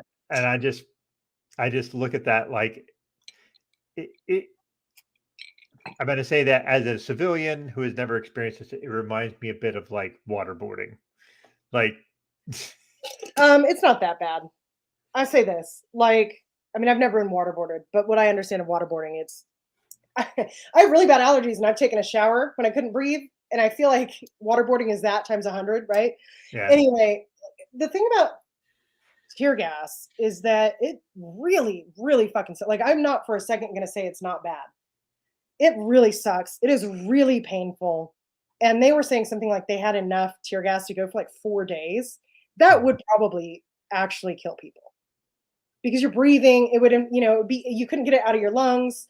You'd be choking on the mucus production. Like it would be very, very bad for an extended period of time. But in and of itself, it is really like if you get away from the gas and you rinse with clean water, it's kind of over. And that's part of the reason that it gets used in like riot situations and stuff, because it's really hard to hurt somebody seriously with tear gas. It is not hard if you tear gas them for 4 days straight, which was sounded like was the plan, until they realized that because we shot this building so full of holes and the wind is blowing, the gas is just going away. Which again, these people didn't plan for fucking anything. Like they weren't even doing their bad ideas well. Hey, I have a bad idea. Well, let's just do it worse. That's Right, great. like, I'd sign me up. that's part of what really drove me crazy, Doug, because it's like, well, this is a really bad idea. Let's double down. But like if you had a bad idea and you did it well, then it's like, well, you were just misguided. Like nobody's ever been in this situation before. Who could say? Maybe you thought it was a good idea at the time. But when you execute a bad idea poorly, you are just incompetent. So I don't have that. I can't agree with you more. Like it seemed like just fucking dumb idea after dumb idea after dumb idea, right? Like it just compounded itself. Back to the lawyer just for a smidge. okay. There was a point, like I know we do this, and I love that we kind of sidebar into all those things because there's a lot to talk about. Yeah. There was a bit with the lawyer had made progress and they crushed the cars, blah blah blah, and the lawyer was worried that they were going to get sniped. That was a worry of his. And then finally, before they start doing the tear gas, the FBI told the lawyer, "We don't need you anymore. We're like." He's a lawyer. He's their lawyer. Like, how is that legal? So here I do think it is, and this is why, because they weren't under arrest. That's fair. That's fair. But like, Right? So like if they were going to be arrested, like it felt like yes, because here's my thing is I feel like the spirit of the law says if I say you can have a lawyer, I'm not allowed to take your lawyer away once you've had it. I feel like that's the spirit of the law. Like if cops think I'm involved in something, they call me in for questioning, and I say I'm not talking to you without a lawyer, which by the way, that's what you should always say no matter what, even if you're just a witness. I don't give a shit. Free advice. lawyer up right away. Yeah, I don't care. Like you want to give Cops are not your friend in that situation at all. Yeah. Ever. Anyway, if I say I want a lawyer and they go, okay, well, like, they try and talk me out of it, etc. My lawyer shows up. And then I say, okay, with advice from my lawyer, I'll give my statement or I'll answer your questions. If they don't like what my lawyer is telling me, they can't be like, all right, you got to go. Yep. And that's regardless of whether I'm under arrest or not. So I feel like once they said, yeah, you can have a lawyer, you know what I think it was? It's like they knew that they were violating all sorts of constitutional rights. Not the one that they mentioned in the documentary, though, oddly enough. Not that one. That was like the only constitutional right that they didn't violate. True. Me and John just looked at each other like, well, no.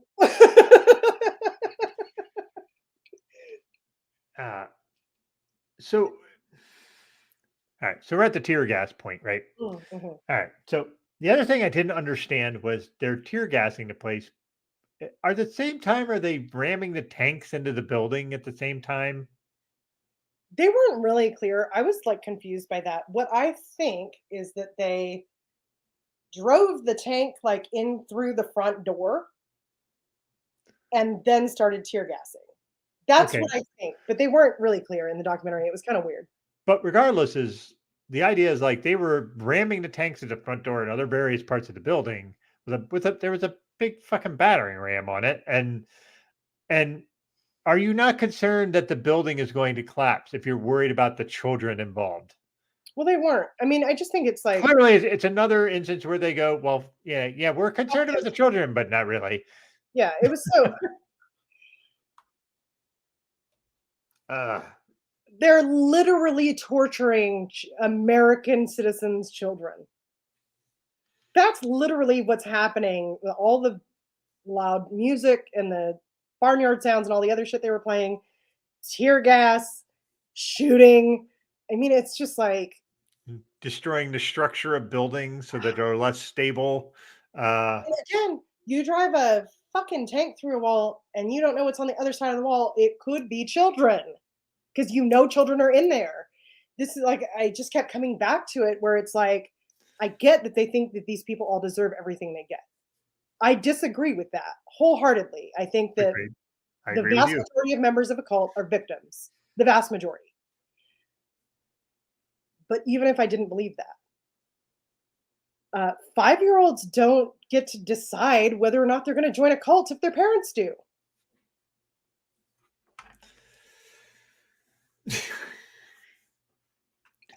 I know Well, it's so ma- dark. It's but handcuffed into this too was the idea that like we'd see like these press conferences that the FBI is doing, and then like when this is all happening, the FBI is like, "Yeah, we're not negotiating. We're done. This is coming to an end." Like that's their fucking stance. This isn't about bringing people out. It's like we're done negotiating. well, and I think again, like they left so much context out of this. I think like you and I were alive for it when it was on the news. Not 24/7 because we didn't have 24-hour news at the time besides CNN. You'd have cable for 24-hour news. But at 7, 11, 3, 6, and 10. This is on the Mhm, news live. And we didn't see a lot of it. mhm. So anybody younger than us doesn't know shit about it, right? And like, I'm going to I'm going to hurt everybody's feelings. Okay? And I'm sorry. If you were born in the year 2000, you're 23 years old right now. And you're definitely old enough to be watching cult documentaries on Netflix. As you should. And plenty of people younger than you are old enough to be doing that. This "we don't negotiate with terrorists" thing plays a massive role in what happens, and they don't bring it up at all. Yeah, and that was a very big thing then. Yeah, and so because what it was, right, is he tells the lawyer he wants to finish his personal translation of the Book of Revelations. Yeah, which is bonkers in its own way, but okay. Yeah, and then that's when they say we're not negotiating anymore. And I think that was directly, we don't negotiate with terrorists. And that's an important fact if you don't have that context, which I feel like a lot of people watching this documentary are not going to have that context. Yeah, I think a lot of people who are younger would think that we don't negotiate with terrorists is like a George W. Bush thing. It was not. It was way earlier than that. So yeah. And Oh, I think they were. go ahead. Sorry. I think they were homeland terrorists. Oh, agreed. Sure. And speaking of terrorists, homeland terrorists, there's a cameo that I was waiting for. Please, you tell this because you were the one that wanted to drop this, and please do. I know. Well, I learned about it on Cult Podcast, but we're sitting there, and I'm just enraged, right? Like I'm just so angry, and up pops Timothy McVeigh, and that was like one moment where I wasn't angry because I was like, "Oh, they did it! There he is!" And then I was like, "Oh no, that's angering too. That's really sad." So yeah, this became a total clusterfuck on the other side of the barricade as well. Much like at Ruby Ridge, there was a collection of white nationalists, locals, news people, etc., but on a scale comparable to how much bigger Waco was than Ruby Ridge, right? And so Timothy McVeigh was literally there selling bumper stickers, which is what he did on the gun show circuit. Mm-hmm. So he just showed up to sell anti-government bumper stickers. And as you pointed out, Oklahoma City happened on the anniversary of the beginning of Waco. The end, sorry. The end of Waco. And that was his symbolic take on it. Like when Oklahoma City bombing happened, it was the day Waco ended. Right. And I didn't realize that when the documentary made that point. I was like, oh shit. Okay. It's interesting, and this is like a bird walk a little bit, so I apologize, but it's interesting. I was saying this to my husband too. Um, we didn't hear a lot about what Timothy McVeigh was thinking, wanting, doing, because there was a time in our nation's history that if you were a homeland terrorist, you were a white nationalist, and you did something bad, everybody agreed that you were a piece of shit and we don't care about you. Hmm. And so my memories of after Oklahoma City happened and they caught Timothy McVeigh is you couldn't speak his name without somebody spitting on the floor, somebody getting angry, and it didn't matter Hmm. what their political background was. Yep. Right? I don't think that is true anymore. I mean, I definitely don't either. people I hang out with, but like, in general, there's some weirdness there. But I never put together those dates because I don't think anybody ever brought it up. We heard about the Turner Diaries. We heard that he was a white nationalist. We didn't really hear that there was like a direct connection to No. Waco. And I Yeah. think part of that is because the PR machine about Waco had to be that it was all the Branch Davidians' fault and not the federal government's fault. And we don't even want to mention that this guy thinks it's the federal government's fault. And then maybe is bordering on conspiracy theory, but I think it's a reasonable guess. Yeah. And I think McVeigh's thing was basically he was very anti-government, and Oh but yeah. the idea, so that ties into a thing we need to talk about before we kind of get to a point where we start wrapping up, is the idea of this Waco being this very big rallying point for far right wing 2A. I call them wing nuts because they're just, to me, they're so far beyond the pale that they don't have common sense. But this is McVeigh's reasoning. This is the whole thing. This is, well, that was government overreach. So, we're at this point where people who are 2A proponents, like really staunch 2A proponents for gun rights, view Waco and to a smaller degree Ruby Ridge, which, if we're being honest, I think Ruby Ridge is a bit more of a compelling case, but it's Right. You need to smaller. flip it. Yeah. I think Ruby Ridge is a far more compelling case for them than Waco is. But like, this is like a sort of rallying cry. We've seen actually politicians. We've seen one. There's probably more that just think the same way. But yeah, Oh, I'm sorry. I meant because Trump himself held a rally at the airport in the middle of the 30th anniversary, and the airport was a like control center. mhm. It was the airport in Waco was like a very important site during the siege. Yeah, it was a, I believe you're right. I think it was a control center was at the airport. I think they said that in the documentary that was where they kind of had a rallying point to kind of get it, because it was like 8 miles away from the actual Branch Davidians Yeah, they compound. had two like abandoned houses, and then they had like their main control center was at the airport. Yeah. Also, the two sites were Sierra 1 and Sierra 2. So, what's Sierra? Why is Sierra the Um, name for that? That's got to because be a it's military phonetic parlance. alphabet. Yeah, it's the phonetic alphabet.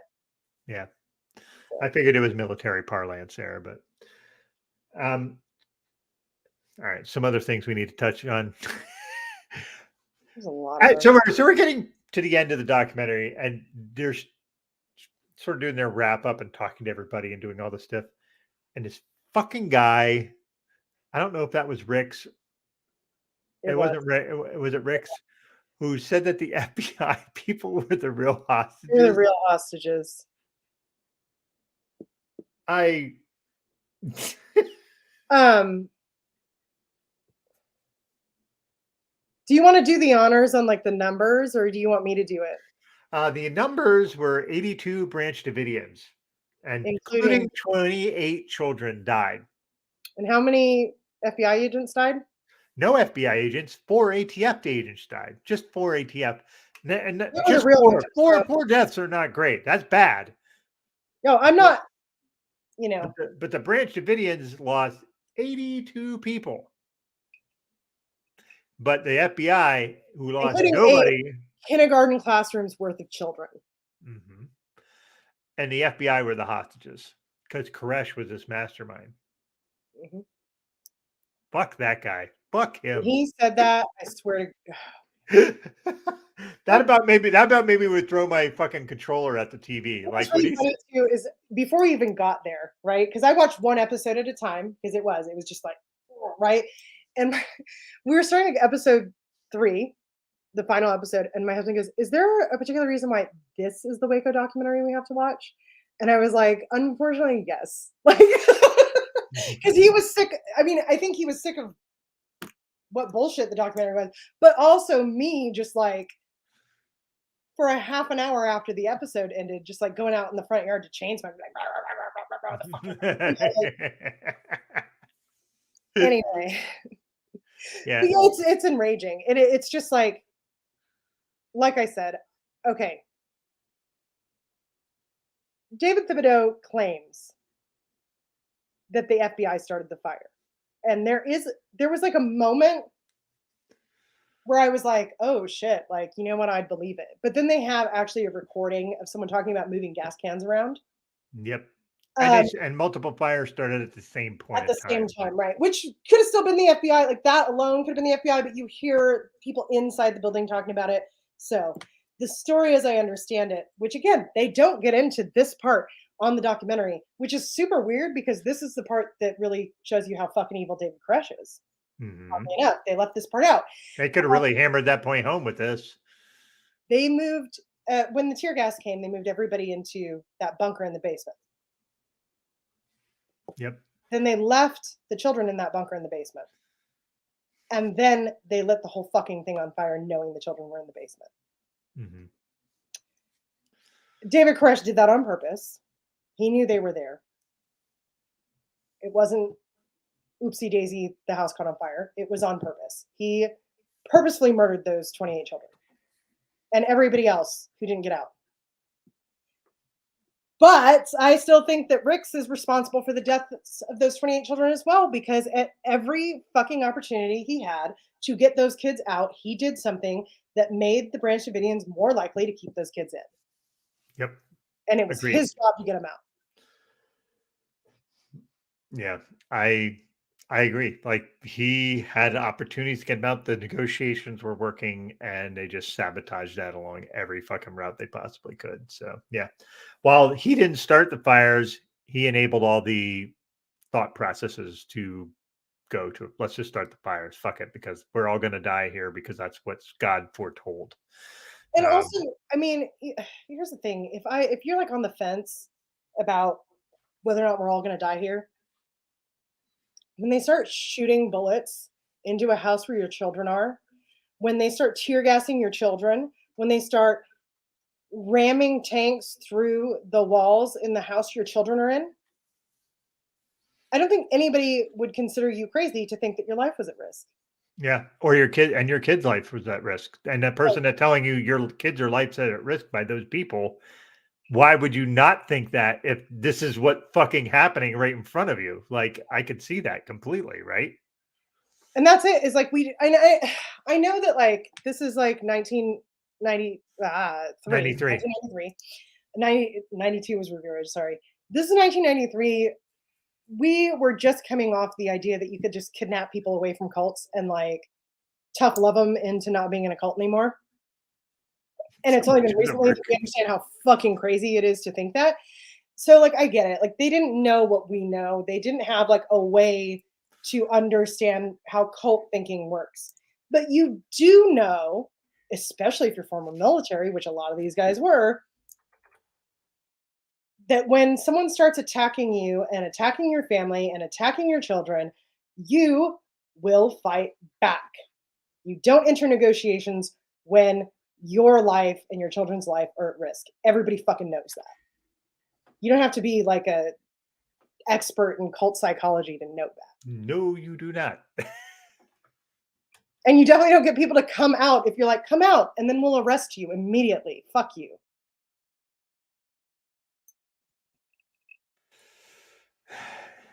The other thing I want to talk about is the idea Don't be that emphasized in this we have to episode. we have to talk about one other thing. Is so we talked about Kathy, who we both believe is just a believer Mhm. and still is. And her comment was that The loss of lives was acceptable. Yeah. That I was the think word she used, was acceptable. Thibodeau had a more nuanced view. I'll give him that. He said they were martyrs and they died for what they believed in and they died for their God. Um, I disagree, but I can respect that opinion. I can respect that opinion even from somebody who didn't believe, right? Like it's just like that is what was happening in their experience. That's what they were doing. But in it's not acceptable. And you know what? It's easy to say when it wasn't your kids, right? Her kids got out. Yeah. Yeah. So a problematic documentary to say the least. Yeah, And so I would definitely suggest that if you were as angry about this documentary as Doug and I are, or you're just interested in like anything that isn't propaganda up to the last second, where they're like, "Oh, and then they really fucked up." It's like, no, they've been fucking up the whole time. Um, the cult podcast series on Waco is really great. Starts with Ruby Ridge, goes through the siege, and then actually they pick up with Timothy McVeigh's story. They do. It's very long. It's a time investment. It's very good. I preparing for this. I only re-listened to the Ruby Ridge episode because I really needed that information. Like I couldn't remember the details, but the whole series is really good. Fair warning: the Timothy McVeigh episodes are unhinged. They are very. I don't know how to. They're very funny, which is maybe not everybody's cup of tea when it comes to very serious topics. But I mean, that's what Cult Podcast does, right? They put a light spin on it so you can get they put the cheese on the vegetables so you can choke them down. But there's a lot of good information. It's very well researched, and I can't recommend it enough because this documentary was it well like we had to start out with like 25 minutes of context before we could even get into what happened in the documentary, which is BS. yeah. So yeah,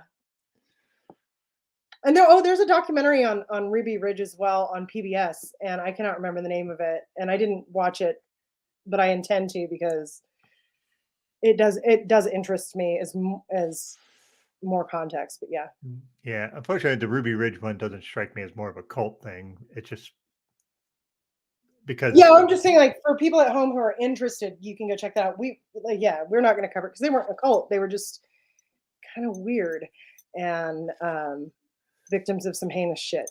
yeah. So I think we can agree that Waco in general was a pretty big clusterfuck, or Hey, a royal fuck up. Yes, as the drink implies. So yeah. So we're coming up in 2 hours, which is generally when we start wrapping things up. How about you share what we're going to talk about next month? Okay. It's one of my favorite things is these micro cults, like when we covered Mm, Lori Vallow and Chad Daybell. yeah. Um, I didn't know that this was about a micro cult when I watched it. I thought it was like just true crime. And it is a little bit true crime, but Oh, basically this very talented vegan chef falls under the influence of a guy who, given any more time, probably would have had a pretty significant cult following behind him. He manipulates her. He manipulates a guy I'm pretty sure is in the Russian mob. oh, Don't jeez. wait for your opinion on that, Doug. When you watch it, there's lots of weird spiritual abuse and strange beliefs, and it's been a while since I watched it, so I don't want to go like I don't want to say what I think it is he's telling her because it could be wrong. But it's a good one, and it's not very long, and it's got everything. It's got food. It's got money laundering. It's got guy who's probably in the Apparently, Russian. mafia. Yeah. Um, manipulation, travel, some stuff that seems kind of BDSM. Intrigue. Yeah. So it's a weird one. And if you remember it from the news, you remember it because the headline was that the vegan chef got caught because she ordered a sausage pizza. That seems dubious, but hey, They whatever. her and this guy are on the run, and they ordered a pizza to their hotel room, and it was like under one of their names, and Mm, so they were able to locate them because of the meat pizza. that's interesting.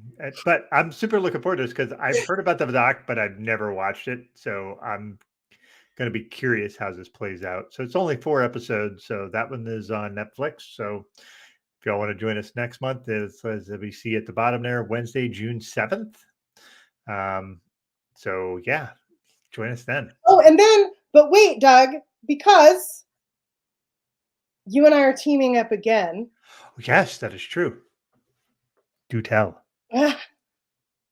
Our dear, wonderful Greg is not going to be around on Friday. So Doug and I are doing not a takeover of Brothers and Booze because we're not doing Cult Bar there, but we're going to be hosting Brothers and Booze, and we're going to be interviewing a dear friend, very talented producer, Jordan Krause, about his new documentary, Peter Case, A Million Miles Away. We'll probably talk about his last documentary, which was Love and Tosha, about Anton Yelchin. And I'm hoping we're gonna get some cool Hollywood Insider stuff, but I don't know. We'll find out. He's really fun.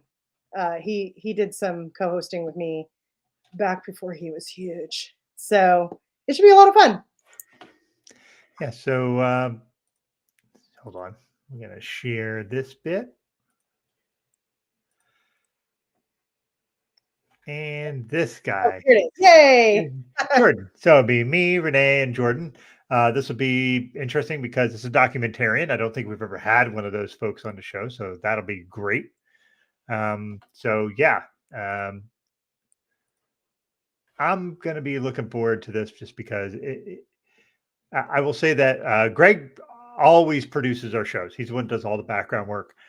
So I warn you folks ahead of time. I have never done the Brothers and Booze live show myself as a producer, so it may have some bumps because Greg is fantastic at it, and we would be lost without that guy. So yeah, but do join us Friday here in 2 days, and we'll talk documentaries and beer and whatever the hell else comes up. So yeah. Yeah. So thanks everybody for joining us for the Cult Bar. Renee, any last words before we bow out? Fuck the police and the FBI. Yeah. ACAB, my friends. ACAB. So yes. And All also right. David Fresh. Yeah. All right, folks. Take care. Thanks for joining us. Love you guys. Bye.